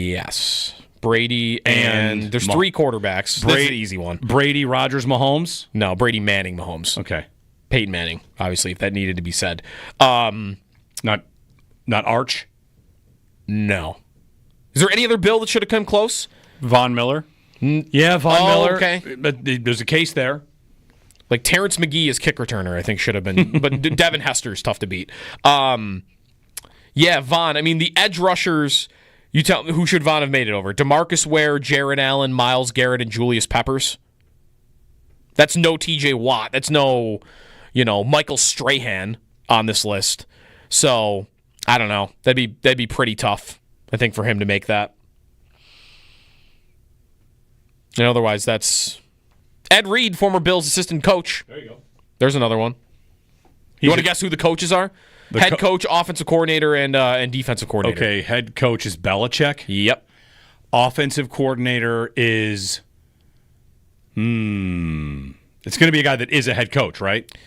Yeah, but he also was an offensive coordinator. Kyle Shanahan. Offensive coordinator Kyle Shanahan.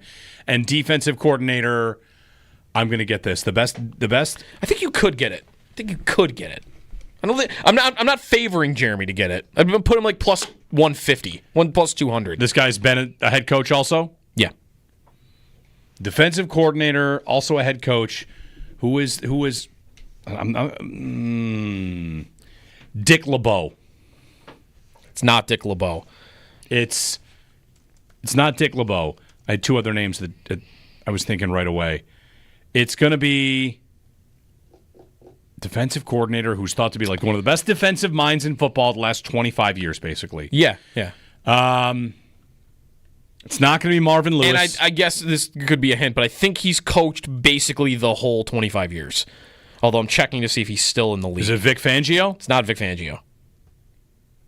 He is he is not still in the league because he is coaching the San Antonio Brahmas of the UFL. Oh. He's the head coach. The other name I was thinking was like Jim Johnson. No.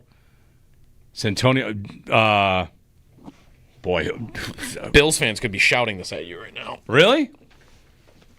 Could be. It's not. Who's the best defensive coordinator? Who's the best defensive mind that's not Belichick in the last 25 years? Is it Wade? Wade Phillips. Wow. Yeah. Defensive coordinator of their all quarter century team. Yep. Wow. I mean, that's some good respect for Wade. Yeah. I mean, he won the Super Bowl with the Rams as the defensive coordinator, right? So he's got a ring there, and that defense was great. That's what is weird. Like, I would recognize him as like one of the all-time defensive coaches that I've grown up with, but when I point out to you his resume, tell me the team that had a dominant defense. Ready? The 2000 Bills, the 2002 and 2003 Falcons, the 04 through 06 Chargers, the 07 through 10 Cowboys, the Texans from 2011 to 2013, the Broncos in 15-16, the Rams for 3 years. None of those are like would anybody have mentioned them if I mentioned the best defenses of the last 25 years? Like the 2012 Texans? Yeah. The 2015 Broncos? Actually, that one you probably would. Yes, for sure. Them, yes. Okay, that makes more sense. That's Wade. That's the Super Bowl team where Peyton Manning is terrible, but the defense is like the best ever. Yep. They beat Cam. Okay, this makes a little more sense then. He's been the defensive coordinator for 2 Super Bowl champions with great defenses. We'll get behind Illinois. We'll get a break in 803-0550, 1-888-550-2550 on WGR.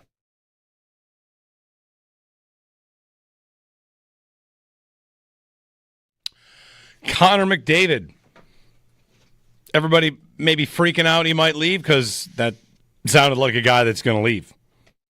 He sounded like a guy that's going to leave. I think there are things he could have said yesterday that could have squashed that as a story and a debate maybe for the next couple of months, and I think he did the opposite yesterday. Maybe doesn't know if he's going to leave, but maybe is very, very open to or thinking about his next step. Yeah.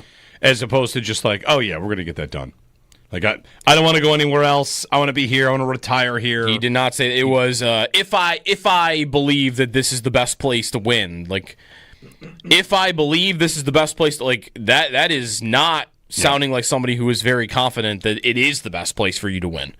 And that there isn't somewhere else that you could find that would give you a better shot. I know they were just in the finals. But, I mean, he's in no rush, right? Like, I don't know.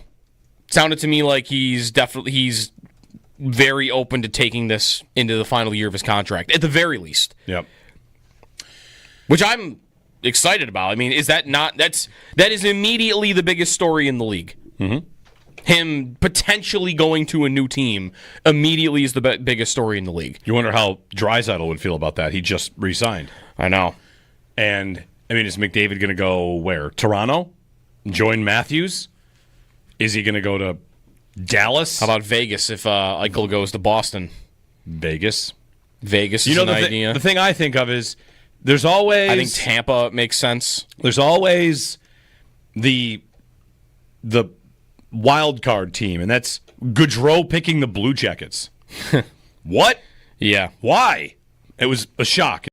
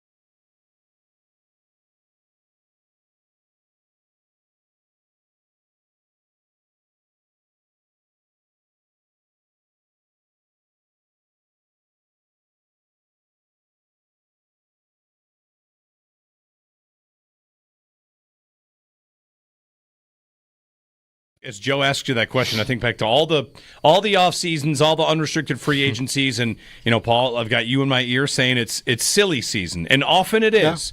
Yeah, But that said, do you think like the Sabres are in a spot where they have to get a little bit silly here? Because as Joe just mentioned, they've only given out 6 contracts that are multi-year contracts in free agency. 5 of them 2-year deals. Connor Clifton a 3-year deal. Part of what is actually hurting them is budget deals in free agency not really ever producing much. And I wonder if there's a realization, if it's Jarmo Kekalainen, if it's Kevin Adams together, that, you know what, we're going to have to spend, and we have to tell the owner, might have to overspend if we're going to get somebody that even can make a difference, can make a blip on this roster. Yeah, they're definitely going to. I mean, part of convincing a player like that to come here is overpaying him, probably drastically overpaying him. Isn't that what happened with Zucker? The belief at the time was like, well, it's a little bit high for Jason Zucker, and it worked. He played well, and then he re-signed. Yeah, definitely. And you can go back to Kyle Oposo. That was a bit of a high contract, but at the time he was the number 1 free agent. Mm-hmm. So that it was like, well, yeah, that's a little high for Kyle Oposo, but we want the number 1 free agent, and they went out and got it. They went out and paid $8 million for Taylor Hall on 1 year. But it was only a 1-year deal. So even if you made a mistake, it wasn't going to kill you. And they did make a mistake, and they traded him. So it's. But definitely, I mean, if you're going to get in on it this year over the top guys, you're going to have to pay.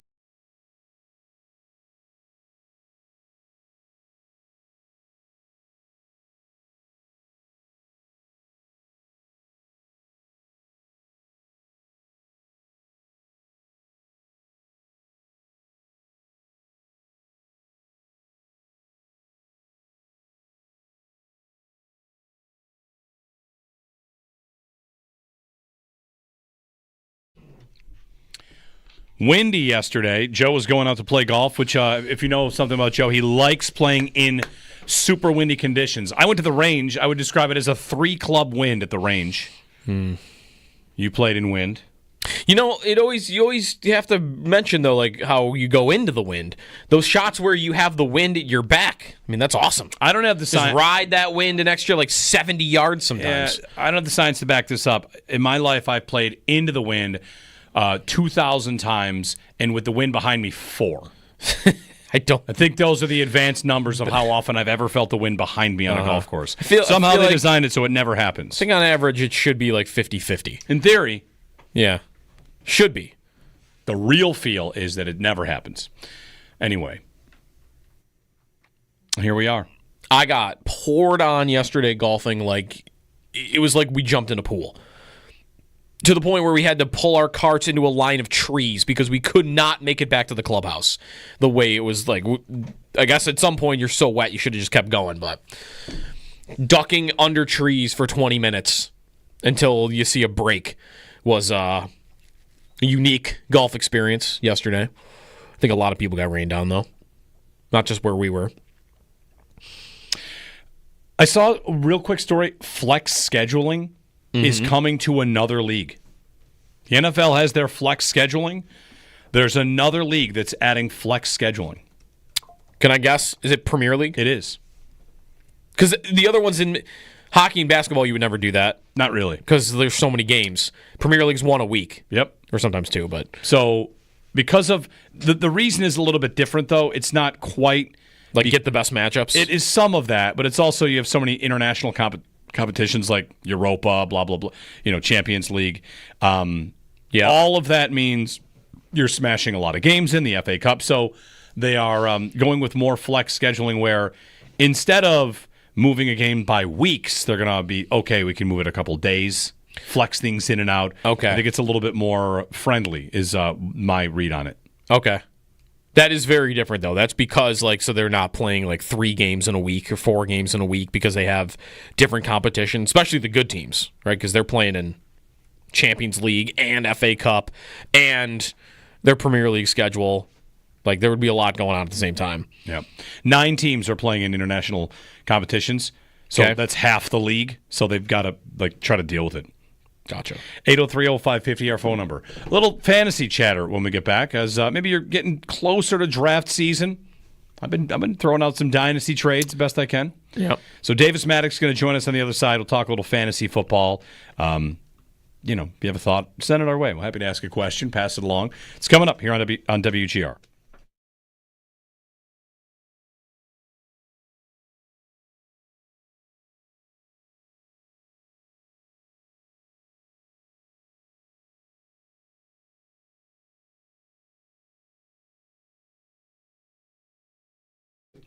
Post on X, WGR 550, and get connected to the home of the Bills. Brought to you by Northtown Kia. Check out the 2025 Kia K4 Sedan, named finalist.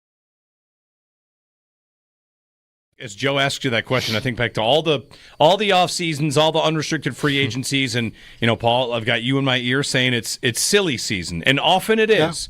Yeah, but that said, do you think like the Sabres are in a spot where they have to get a little bit silly here? Because as Joe just mentioned, they've only given out 6 contracts that are multi-year contracts in free agency. 5 of them 2-year deals. Connor Clifton a 3-year deal. Part of what is actually hurting them is budget deals in free agency not really ever producing much. And I wonder if there's a realization, if it's Jarmo Kekalainen, if it's Kevin Adams together, that, you know what, we're going to have to spend, and we have to tell the owner, might have to overspend if we're going to get somebody that even can make a difference, can make a blip on this roster. Yeah, they're definitely going to. I mean, part of convincing a player like that to come here is overpaying him, probably drastically overpaying him. Isn't that what happened with Zucker? The belief at the time was like, well, that's a little bit high for Jason Zucker, and it worked. He played well, and then he re-signed. Yeah, definitely. And you can go back to Kyle Oposo. That was a bit of a high contract, but at the time he was the number 1 free agent. Mm-hmm. So that it was like, well, yeah, that's a little high for Kyle Oposo, but we want the number 1 free agent, and they went out and got it. They went out and paid $8 million for Taylor Hall on 1 year. But it was only a 1-year deal, so even if you made a mistake, it wasn't going to kill you. And they did make a mistake, and they traded him. So it's. But definitely, I mean, if you're going to get in on it this year at over the top guys, you're going to have to pay.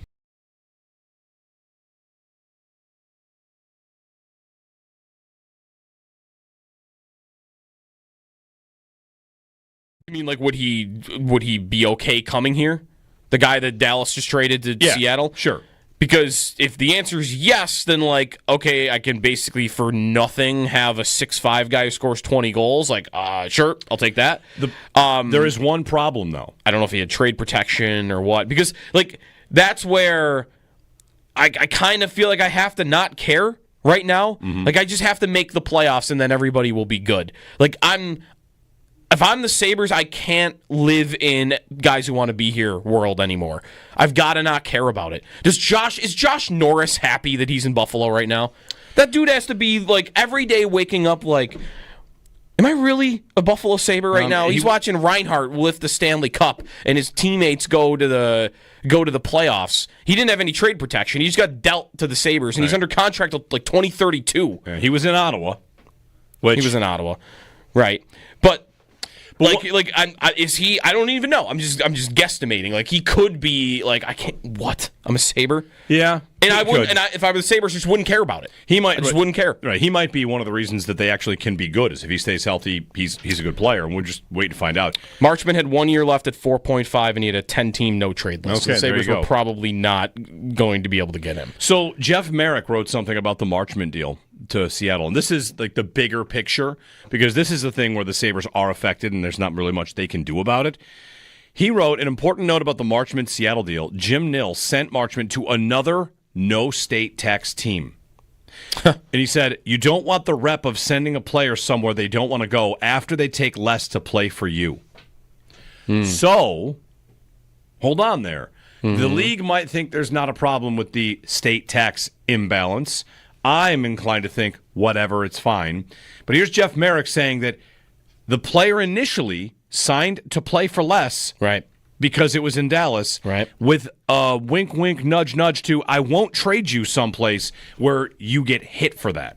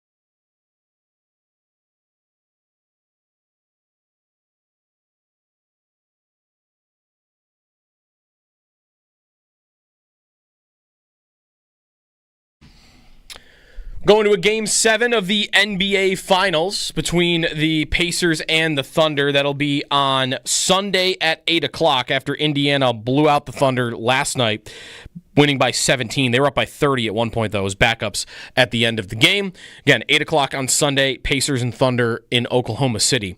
In football, Chiefs giving some updates on some of their injured players yesterday. Josh Simmons, their first-round offensive tackle, has had knee injuries. He is expected to be a full participant when training camp begins on July 21st. Same goes for Rashee Rice, who's coming off his knee injury from last year at wide receiver. Shadur Sanders cited for going 101 miles per hour and also skipped a court date for another speeding ticket this week. So Sanders getting a little bit of trouble. And also in hockey, we're 7 days out from the NFL draft. Trade yesterday in the NHL draft. Trade yesterday in the league. Mason Marchman, veteran winger, goes from Dallas to Seattle, which creates cap space for the Stars. Now might have enough room to pay Jason Robertson, their star winger, who there had been trade rumors about. That's your Paddock Chevrolet Sports Update. Paddock Chevrolet celebrating 90 years of being your hometown dealership.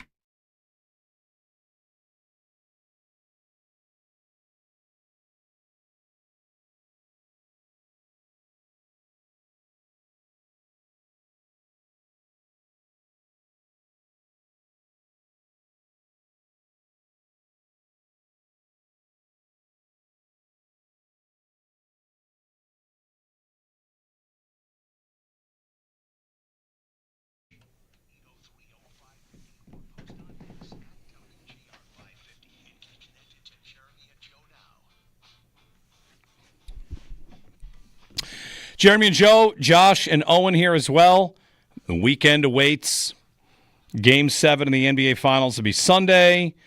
The Travelers Championship. Got baseball. You got... what happened yesterday? Ohtani got thrown at yesterday or something, and he's pitching again. We got summer is what we've got. Humidity and summer. 80s and 90s. I mean, it's going to be hot going into next week. So... plan accordingly. Are we allowed to complain or no because May was so bad that it was like enough of the 40s and 50s? You're allowed. It will just reinforce my belief that 90% of life is asking when the current weather situation will change. Uh-huh. When are we going to get a break from all this? Blank. Snow, rain, heat, wind, I mean, if cold. it was 71 and sunny every day, I don't think we'd ever do that. If it was 71 Is it just and that we sunny, all have we have a smaller range than you'd think? if it were 71 and sunny every day, that wouldn't be weather. That would be like a climate-controlled room. Wait a minute. There's no place. You're saying it can only be called weather if it changes? Yes. Yes. So Arizona doesn't have weather? They just have... It has weather, but it's not the same every day. Every single day. It changes a little bit. There's going to be... The weather, I thought, is just the state of where you're, like... But you're saying 71. Yeah. In Arizona... So if it was just 71 every day. Yeah, and it's not that. It goes up to like 112. Okay, I see. Because, right, the temperature changes. Heat changes. That's I don't know. I haven't thought this theory out too much. Davis Maddock joining us on the Wester Hotline as we chat some fantasy football here. He does the Ship Chasing podcast with Mike Shope and other projects as well. Davis, good morning. It's Jeremy and Joe. Thanks for taking some time today.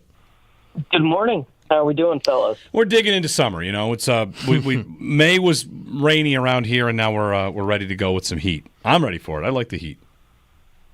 I don't mind the heat. I mean, you can't golf when it's cold, but there is no upper bound for golfing temperatures. You can golf when it's 102. I agree with that, and we have listeners that listen in Florida a lot and Carolina that say sometimes it's so hot that you can't play, and I've yet to meet a day hot enough where I couldn't play. I would say... What if it's humid on top? What'd you call next week a generational humidity event? I mean, it's supposed to be very humid throughout most of the country, and I'm going to golf in it. Yeah. So... it's going to feel like you're underwater. I'm sure there are temperatures where it's less than ideal to play. Yeah. Because you're not comfortable, but I've yet to be turned away from golf because it's too hot. But you actually can't golf when it's too cold because the ball won't fly and you'll like injure your hands. But like if it's 103 degrees and humid, the humidity will affect the ball a little bit. I think I'm with you. Yeah. Play. The coldest I think I played golf was like 35, 34. Yeah. I mean the ground's frozen. I've done that too, and it wasn't as enjoyable. It's not very fun. Yeah. Anyway, Davis, happy draft season, right? We're into draft season. happy draft season. We are absolutely there. I mean, we're doing these best ball drafts every single day. No question about it. Yeah. For home leagues, do you think now's about the time when it really starts getting fired up, or would you still recommend people wait until like August training camp when usually most people have their drafts? I mean, I think a lot of people start thinking about fantasy football right now. They're like, all right, guys, when are we going to do our draft? Are we going to travel for it? Are we all getting together? Like, what's happening there? You might start eyeing the fantasy football magazine at the grocery store. Mm-hmm. You know, you might think, maybe I will pick up the magazine this year just to get a look. Yeah, it's on the shelves. I've already seen it. For this year, I don't know, Davis, what is different about this year, if anything, about the whole landscape? When I've been thinking about like strategies and, you know, best ball being maybe different from my dynasty stuff, or redraft leagues, like, doesn't tight end kind of feel as flush as it ever has been? I don't know how much that would change strategy of where you pick them, but from your perspective, kind of open-ended, like what feels different this year from past seasons, if anything?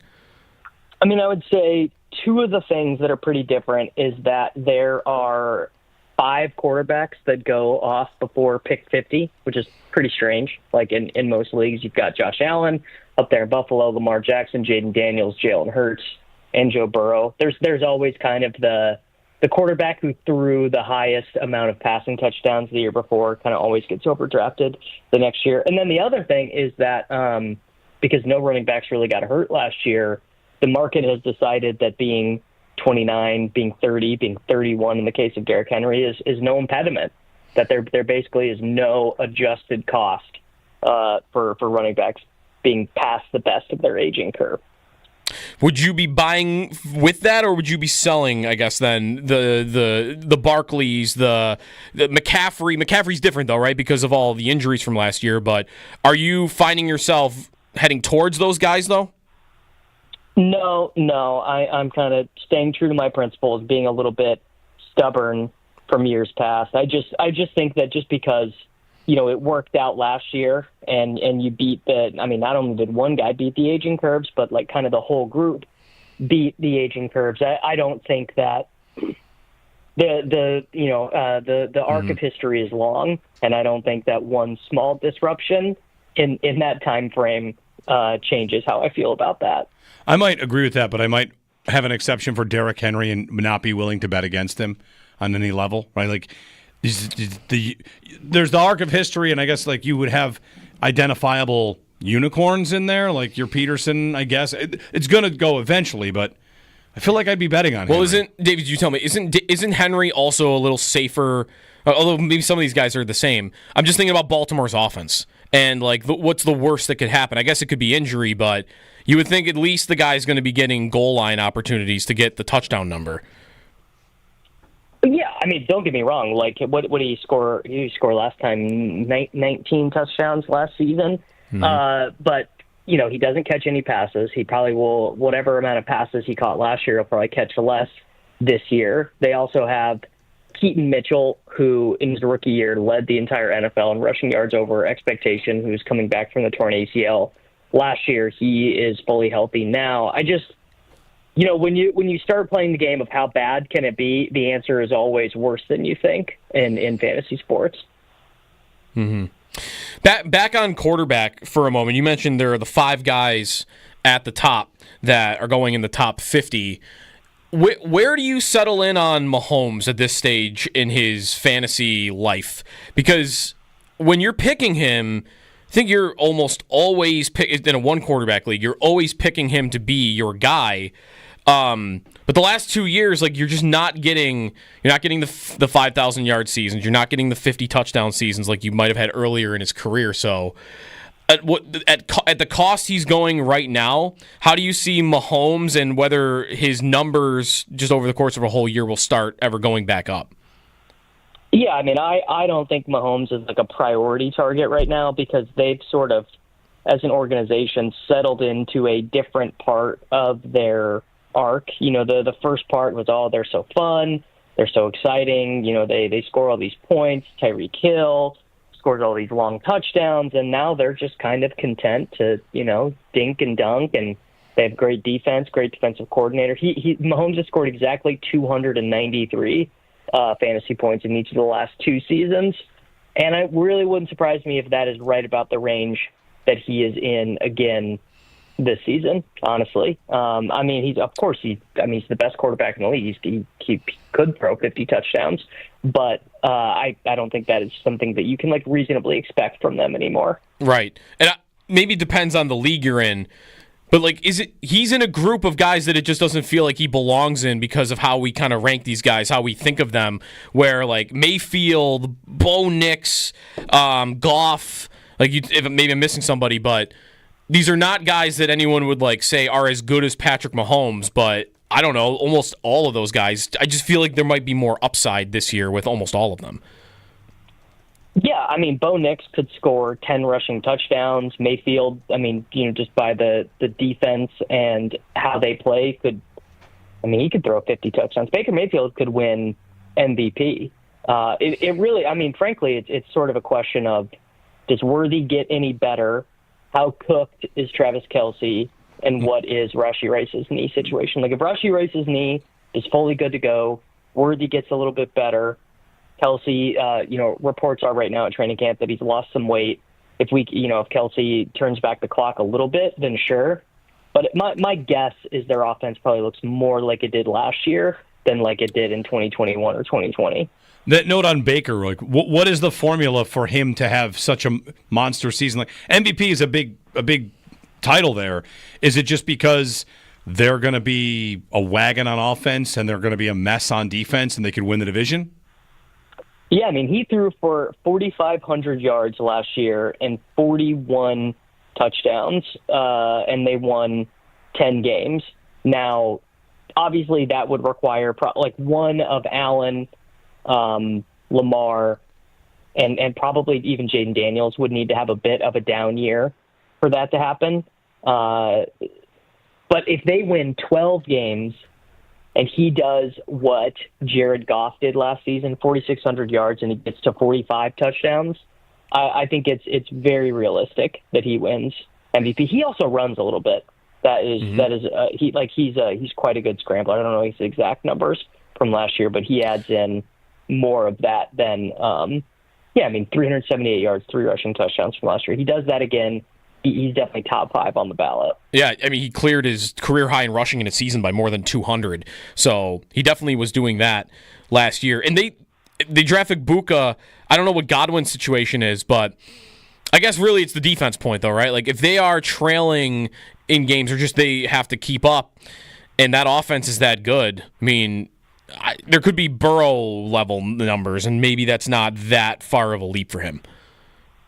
It's definitely possible. Burrow, I would say, I guess if you were betting right now, Burrow probably would be the one you would say, okay, what quarterback can throw for 5,000 yards? I guess Burrow probably is the top. Mm-hmm. But I would be, particularly for fantasy, I'd be a little bit more interested in Baker because the market is making you pay, through the nose for Joe Burrow right now. Davis Maddox joining us on the Western Hotline. A little fantasy talk. If we're talking the young backs, I want to get your thoughts on the young running backs because it was said to be a very good class of young backs. And do you have a tier break after tier 1, tier 2? How many guys would you put in the top 10 that could be considerations for top 10 picks? Because Omari and Hampton is one that's always at the top, but I see so much RJ Harvey, and it feels like.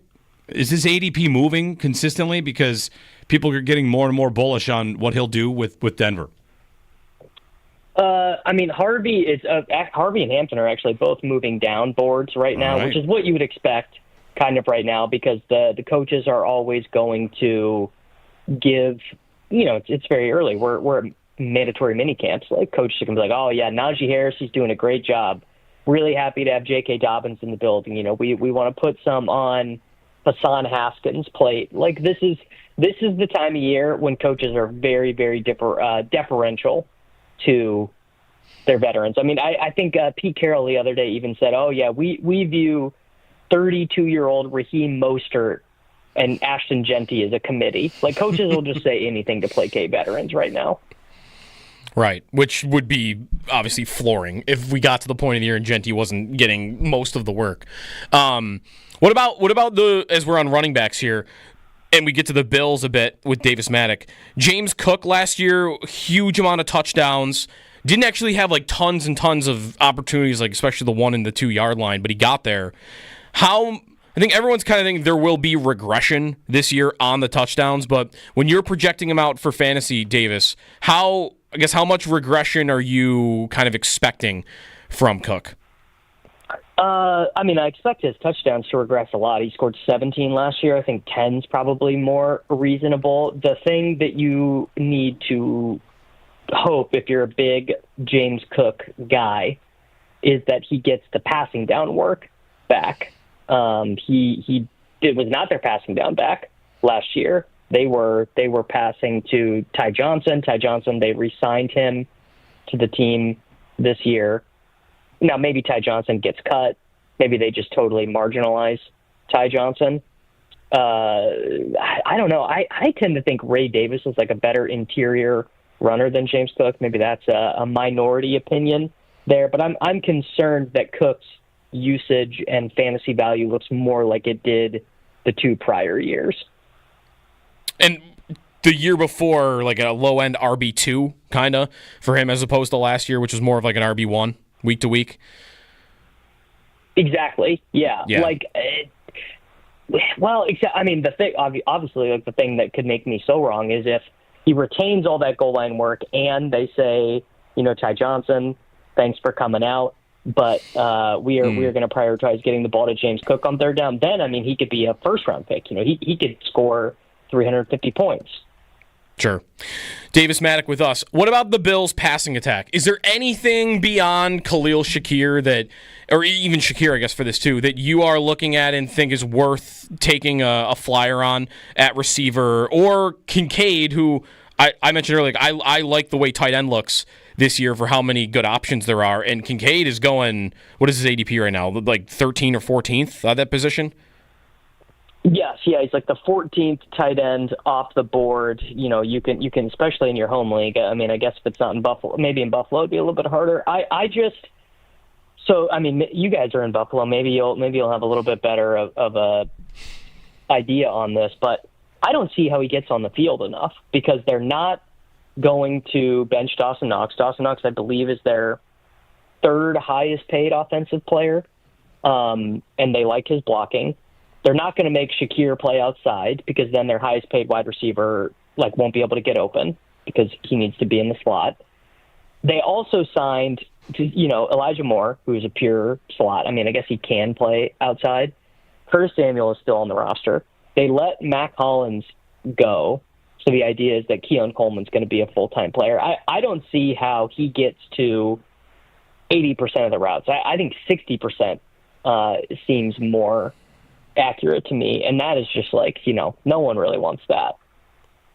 Right, for fantasy, because I think I've seen numbers where yards per route run last year, he's one of the better tight ends in the league, but if George Kittle is getting 30% higher, Kittle's an easy one because he would be one of the first tight ends picked, but you know what I mean? To finish as a top 3, top 4 tight end, I feel like you said 80, that's usually got to be about the number. Yeah, 80 is a good number. Less than 70 is you're Noah Gray. Yeah. Who are you targeting at tight end this year? Who have you found yourself picking in these best ball drafts the most? It's probably my favorite tight end is David Njoku. David Njoku is, he's just totally cheap. There's a ton of concern about the quarterback, as there should be. There's no stacking option with him. But David Njoku is just going to play every down. He is going to get, 75 receptions in a bad season. He could have 100 receptions. I think that he probably could have 100 receptions. So I look at it and I go, that's kind of the easiest pick on the board. Davis Maddock with us. Last one for me, as we're on tight end here. What would you do with the Baltimore guys? But Andrews, at this point in his career and at his age, obviously a very eventful end of his season in the playoffs, And then I think everyone seems to like Isaiah Likely as a player, but it's kind of the same question about what we just went through with the Bills about how much the two guys are playing and whether both on the offense at the same time can produce a top-level fantasy tight end. I think it would be very difficult for Isaiah Likely and Andrews to get there in the same season. I mean, Flowers is obviously the best player there, and if there's any kind of like volume, I mean, if we got 500 Lamar Jackson pass attempts, the ceiling is kind of the limit there. And I think they will play a lot more 12 personnel, than the average NFL team. But I have a hard time being like, Ben, I really want Isaiah Likely on a ton of my teams. I think the price on Andrews, I mean, Mark Andrews is only 29 years old. I think he's probably a little bit undervalued in the 10th, 11th round, which is where he goes a lot of the time. All right.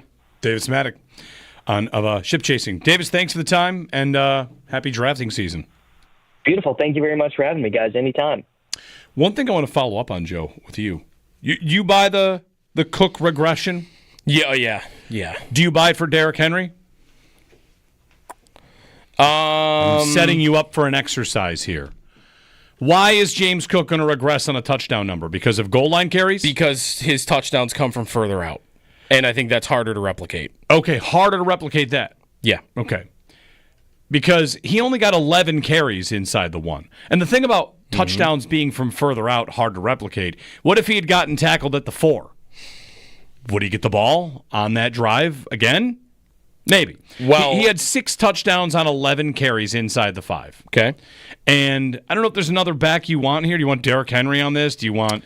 What about who Gibbs? had a big touchdown year? Did Josh Jacobs have a big touchdown year? Josh Jacobs had 15 touchdowns. Yeah, like he's a guy I think of as they get to the 3 and he's getting the ball. He had 22 attempts and 11 touchdowns. Okay, so double the attempts. And about the same rate as Cook. Okay. So Jacobs had 11 touchdowns. The idea here is that for touchdown regression, you trust the hammer more than you trust the long guy. Yes. Okay. Yes. Because at least, I'm not saying you're wrong, but built into that is the long guy doesn't get the hammer carries because he already ran it in. Sometimes. Sometimes. You want to do Saquon on this? How many? Because that doesn't. Jacobs had how many? 11 touchdowns. 11 touchdowns from inside the 5. Okay, so he still had. He had 4 then from further out. 4. That's not nothing. That's not. But Cook is. Saquon Barkley had how many touchdowns? Getting 10 of his from outside. Saquon Barkley this year had 13 touchdowns. How many from inside the 5? 4. Right, because they're all Jalen Hurts. Steals them all. Yeah. So is Barkley going to regress? He had 13 touchdowns. So he had 9 from distance. I would expect him to come down a few. Okay. Yeah.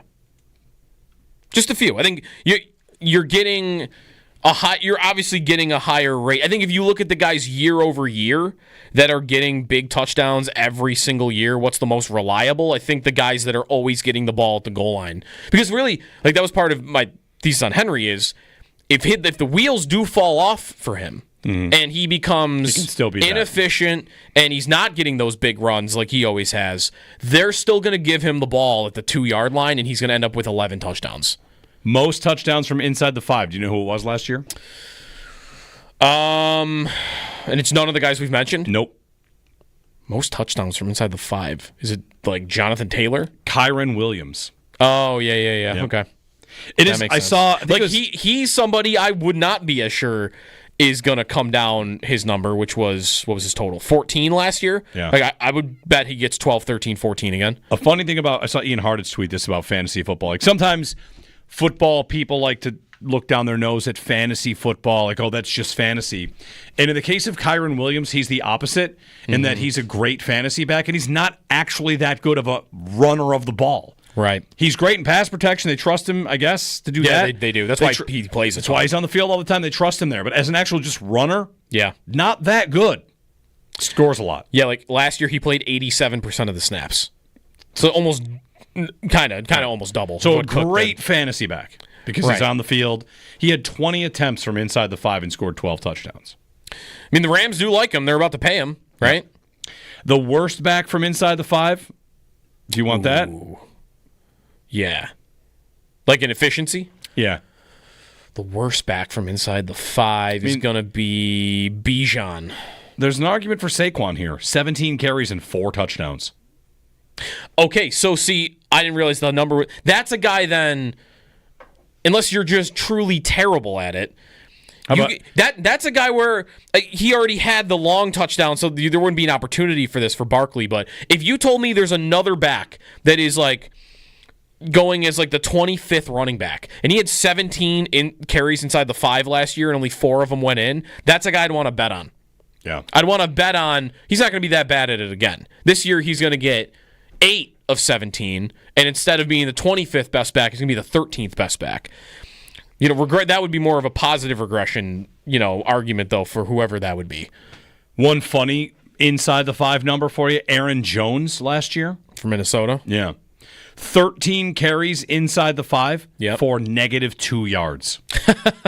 Did he have like a 20-yard fumble or something? Something must have happened there. 13 carries for -2 yards. Because he scored on some of them, right? He scored 3 touchdowns. Okay. Anyway, we'll get a break in fantasy football. Let me tell you, I'm feeling pretty good about my I just traded for Baker Mayfield in the Dynasty League for a team that's trying to go for it. He is, I've listened to a couple podcasts the last couple weeks, and people are high on Mayfield Well, this let me year. tell you. Because he's running more than ever, and Davis just mentioned MVP for him. If he puts up big enough numbers. Yeah. He last year threw for 4,500 yards and 41 touchdowns. Does he top that? Depends. I think defense shootouts. You could get in shootouts with Atlanta. I think you could maybe get in shootouts with Carolina. Yep. Maybe MVP's not that bad. If he stacks numbers and they win that division, knowing it's poor, like they probably have to win like 12, 13 games. I think they can't just win the division at 9-8. No, they have to win like 14 games. They have to be the 1 or the 2. It's one or the usually the two. 1 or the 2, and the Bills just had Josh Allen win it as what, the 2? So. Right, and there's a stat going around that like in the last 10 years, like nobody's ever won it, being like a 4 seed or a 3 seed. Yeah. We'll get a break at 803-0550. Happy Friday. A little fantasy chatter for you here on WGR.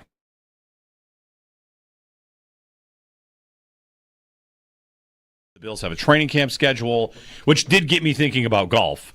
And by the way, we already have 2 invites out there, so beautiful. Lining it up. We're going out to camp 8 times, it would appear. Mm-hmm. We pretty much just know we're going to be there if they're practicing in the morning. We're going to be there. Yes. And there are 8 morning practices during the week, so we're probably out for 8 shows in Rochester.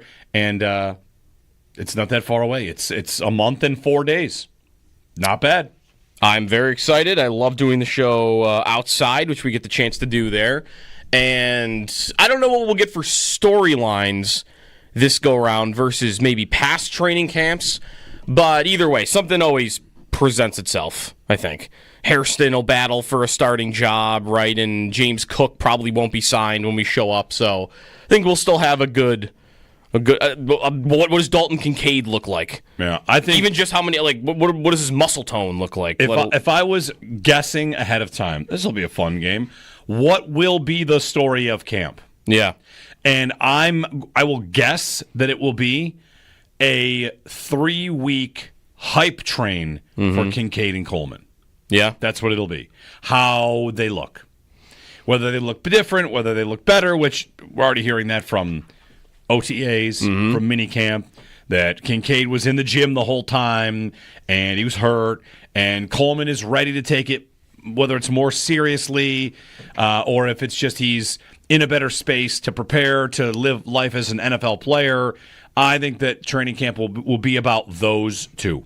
The Bills' last 2 top invested offensive players and how they're ready to break out and make a difference.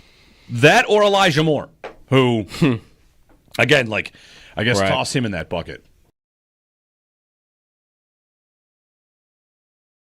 You mean would he be okay coming here? The guy that Dallas just traded to Seattle? Sure. Because if the answer is yes, then okay, I can basically for nothing have a 6'5" guy who scores 20 goals. Sure, I'll take that. There is one problem though. I don't know if he had trade protection or what. Because that's where I kind of feel like I have to not care right now. I just have to make the playoffs and then everybody will be good. if I'm the Sabres, I can't live in guys who want to be here world anymore. I've got to not care about it. Is Josh Norris happy that he's in Buffalo right now? That dude has to be like every day waking up like, am I really a Buffalo Sabre right now? He's watching Reinhart lift the Stanley Cup and his teammates go to the playoffs. He didn't have any trade protection. He just got dealt to the Sabres, and he's under contract till like 2032. Yeah, he was in Ottawa. He was in Ottawa, right? But is he? I don't even know. I'm just guesstimating. Like he could be. Like I can't. What? I'm a Sabre. Yeah, and I wouldn't. And if I were the Sabres, just wouldn't care about it. I just wouldn't care. Right. He might be one of the reasons that they actually can be good. Is if he stays healthy, he's a good player, and we'll just wait to find out. Marchman had 1 year left at 4.5, and he had a 10-team no trade list. Okay, so the Sabres were probably not going to be able to get him. So Jeff Merrick wrote something about the Marchman deal to Seattle, and this is like the bigger picture because this is the thing where the Sabres are affected, and there's not really much they can do about it. He wrote an important note about the Marchman-Seattle deal. Jim Nill sent Marchman to another no-state tax team. And he said, you don't want the rep of sending a player somewhere they don't want to go after they take less to play for you. So, hold on there. The league might think there's not a problem with the state tax imbalance. I'm inclined to think, whatever, it's fine. But here's Jeff Merrick saying that the player initially signed to play for less, right? Because it was in Dallas, right? With a wink, wink, nudge, nudge to, I won't trade you someplace where you get hit for that.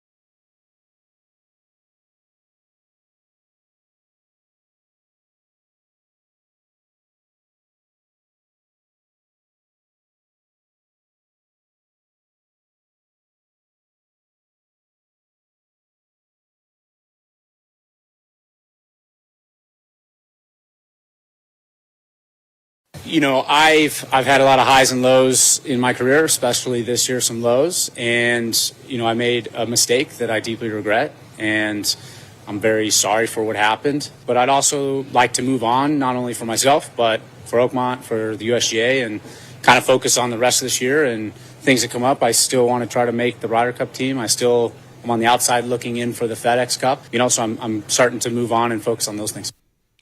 Wyndham Clark. He trashed some of the locker rooms at Oakmont after his round. That's the apology. Yeah. Wait, so it's not true? Did I get fake something that he was banned from Oakmont? I don't know about that. Okay. I mean, but he did it. People have suggested he should be banned from other things. Like, you know what? No, you're not on the Ryder Cup team. End of story. Yeah. Like, nope. You're embarrassed. You trashed the locker room. You trashed the locker room at Oakmont. Like, you're embarrassing, man. That's pretty embarrassing. Yeah. Yeah. So I don't know if he has been banned. One longtime member, and like I got quotes here in a golf.com article. I'd be tempted to show up at his next tournament, heckle him on the tee. You know, something like, hey, buddy, how about I come to your house and kick in the shower doors? That's from a member at Oakmont. Uh-huh. He threw a club against the sponsor sign behind a tee. Rory smashed a tee marker while he was at Oakmont. Yeah, I guess, you know, on some level, if you're a member at Oakmont and you say, like, I want this course to ruin these guys' lives, and then when those guys get mad, be like, hey, excuse me, sir. Excuse me. Little professionalism, right, please. Please. Yeah. Yeah, I mean, whatever. That's a heck of an apology. You know, I'm really sorry. I deeply regret it. But you know what? I'm really here to move on. That's That's the famous Rafael Palmeiro, or was it Palmeiro?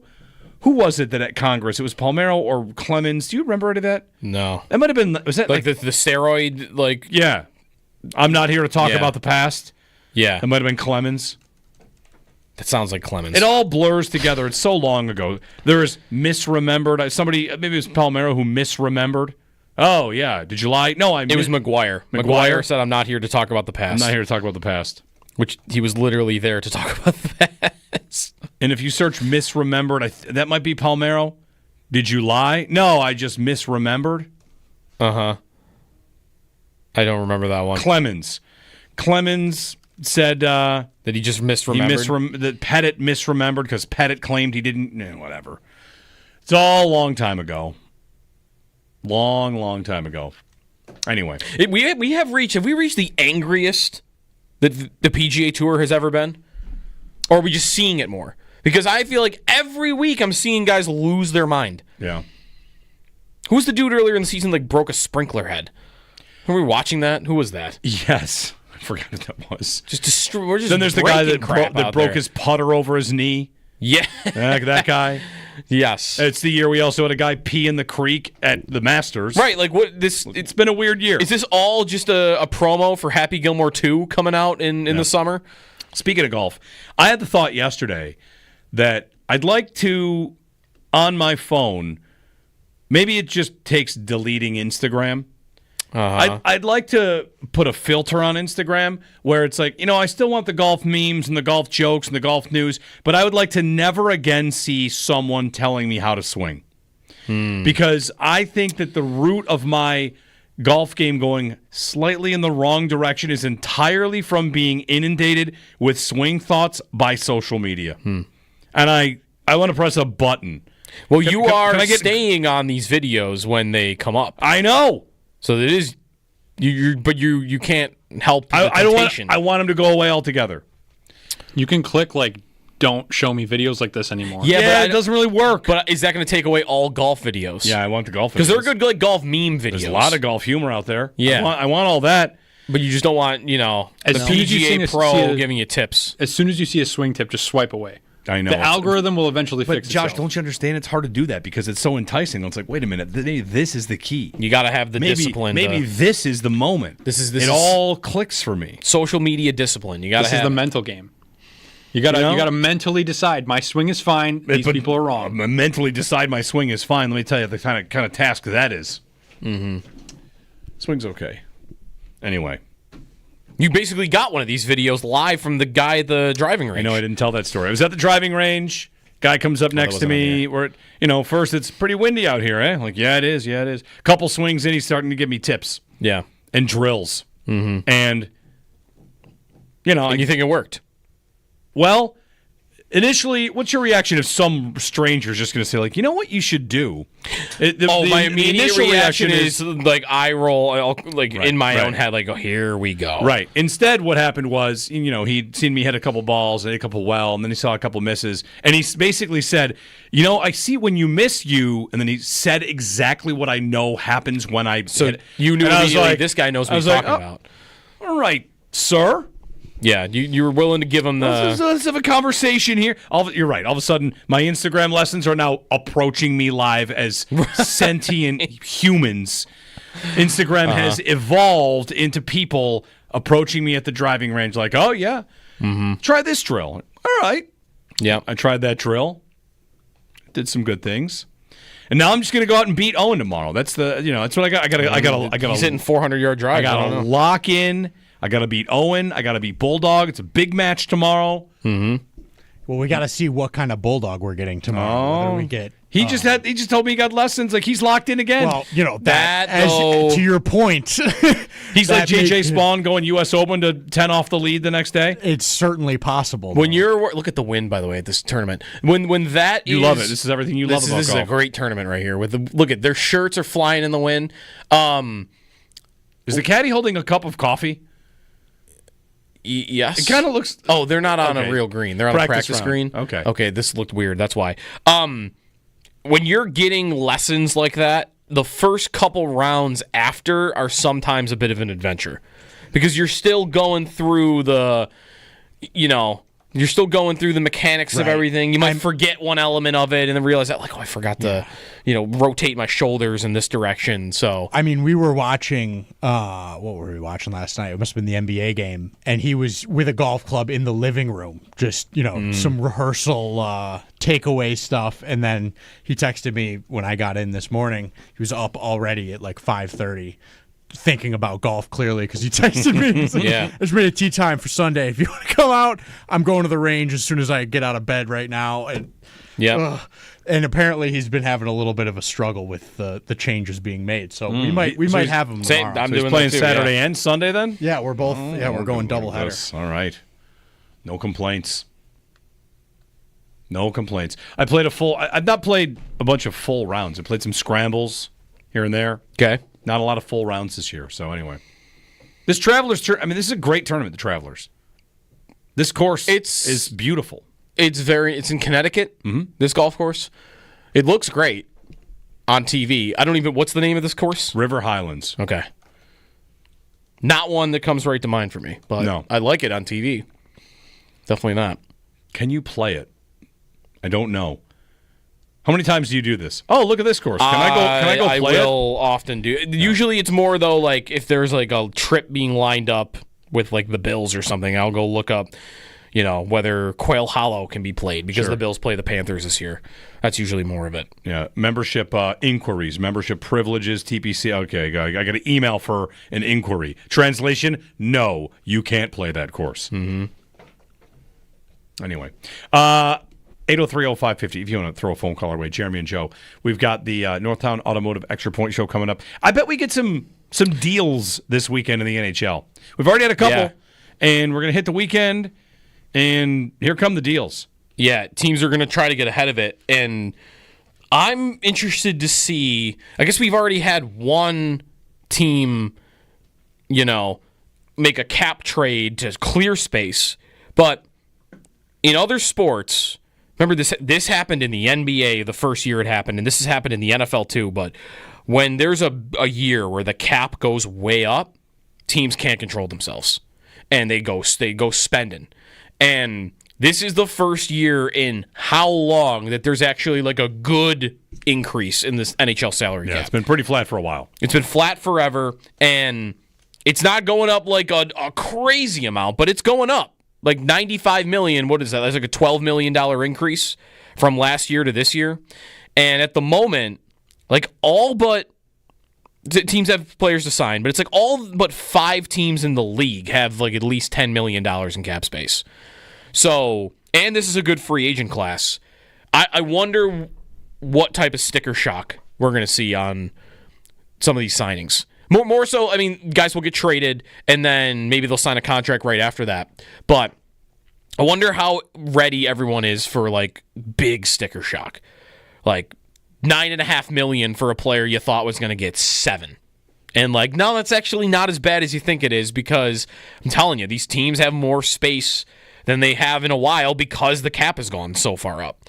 I mean, Boston's got $26 million, and Winnipeg's got $26 million, and Columbus has $40 million. Just every team except for, again, like Colorado, Tampa, and Dallas are like the only 3. We're just like, don't think about them. Every other team in the league's got money to spend, including the Sabres, by the way. That's one thing. Sabres have $25 million. That's another. 23. That's another place, by the way. The Sabres have not done a thing they could do on the list of things they could do. Weaponize their cap space. They really haven't ever done that.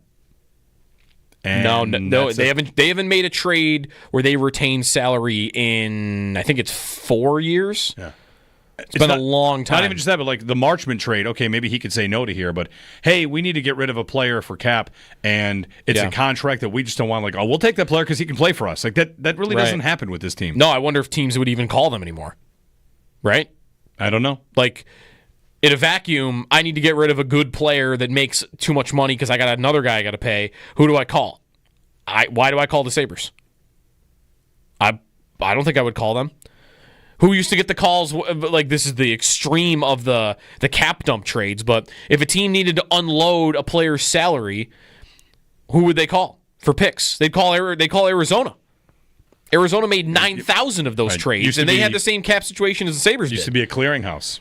Right. So, like, that's part of it. My bigger problem with their cap is just looking back and seeing it's like a rookie quarterback contract in the NFL. You had all these guys that were pretty talented on entry-level contracts, and you had $30 million to use on veterans over the last 4 years, and you chose not to. That's like a team in the NFL having an elite quarterback on a rookie contract and deciding not to use the cap space that affords you.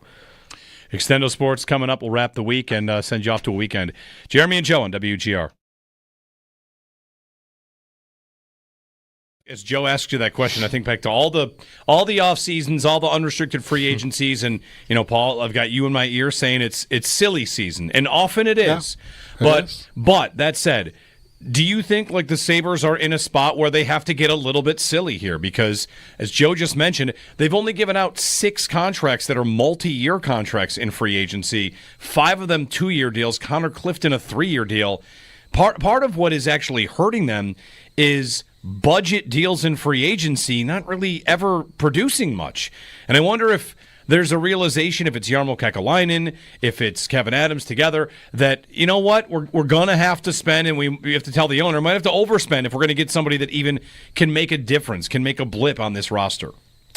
Yeah, they're definitely going to. I mean, part of convincing a player like that to come here is overpaying him, probably drastically overpaying him. Isn't that what happened with Zucker? The belief at the time was like, well, that's a little bit high for Jason Zucker, and it worked. He played well, and then he re-signed. Yeah, definitely. And you can go back to Kyle Oposo. That was a bit of a high contract, but at the time he was the number 1 free agent. Mm-hmm. So that it was like, well, yeah, that's a little high for Kyle Oposo, but we want the number 1 free agent, and they went out and got it. They went out and paid $8 million for Taylor Hall on 1 year. But it was only a 1-year deal. So even if you made a mistake, it wasn't going to kill you. And they did make a mistake, and they traded him. So but definitely, I mean, if you're going to get in on it this year at over the top guys, you're going to have to pay.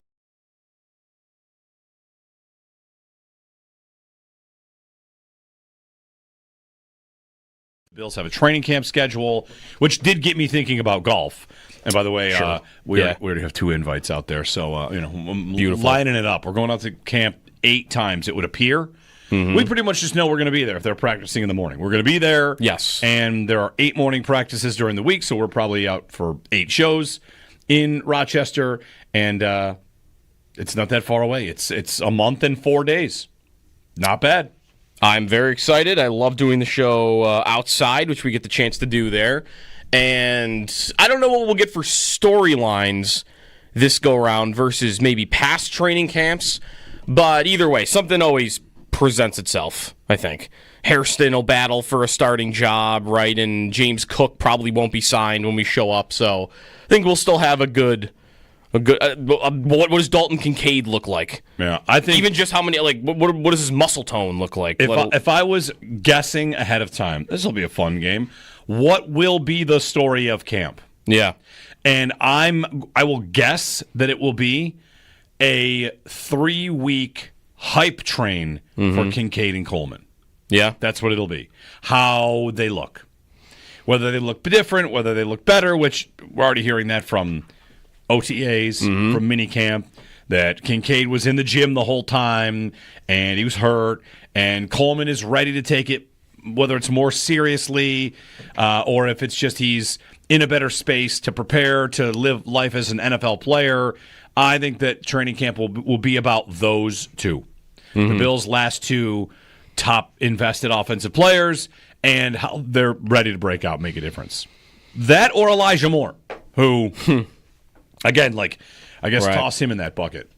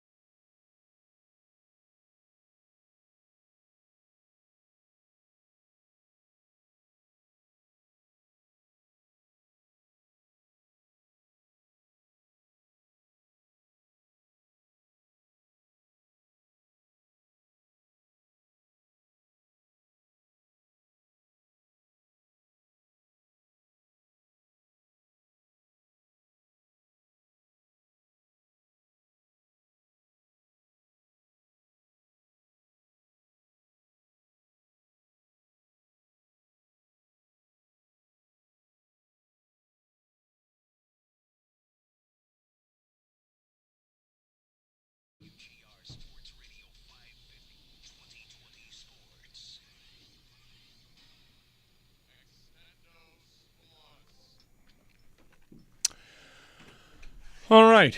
One of the things about this course, sorry, more golf, but Oakmont was just all you could see was the course and a highway, and here you see houses. Well, here's somebody's backyard. Right on the course. Yeah, pretty much. So anyway, I reached out to Frank Saravelli, tried to get him on the show. Did not hear back. We'll keep following him, see what his sources.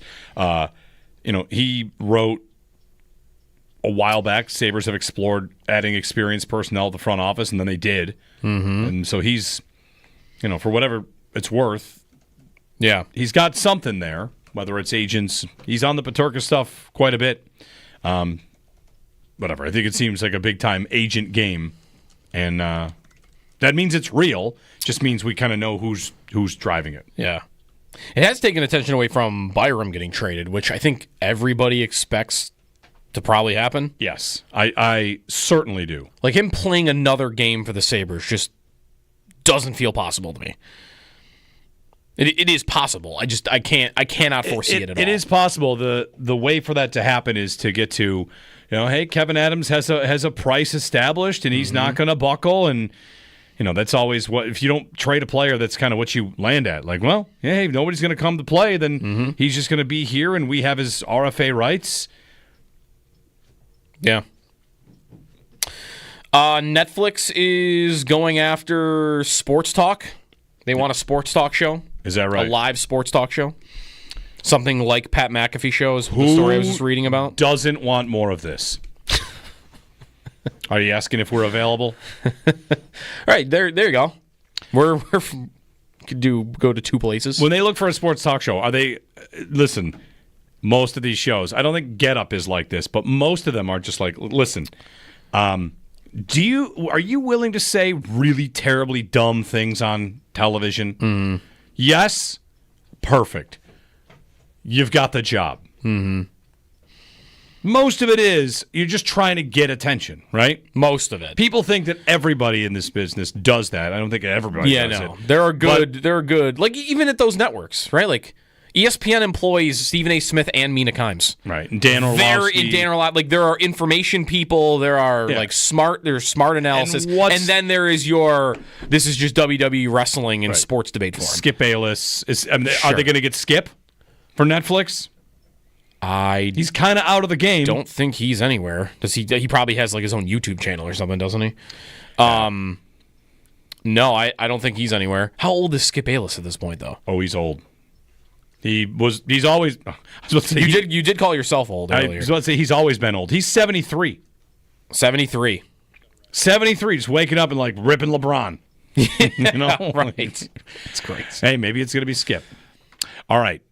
We're back on Monday. Have a great weekend, and hopefully we come back with some hockey news. We'll see what happens. Northtown Automotive Extra Point Show coming up.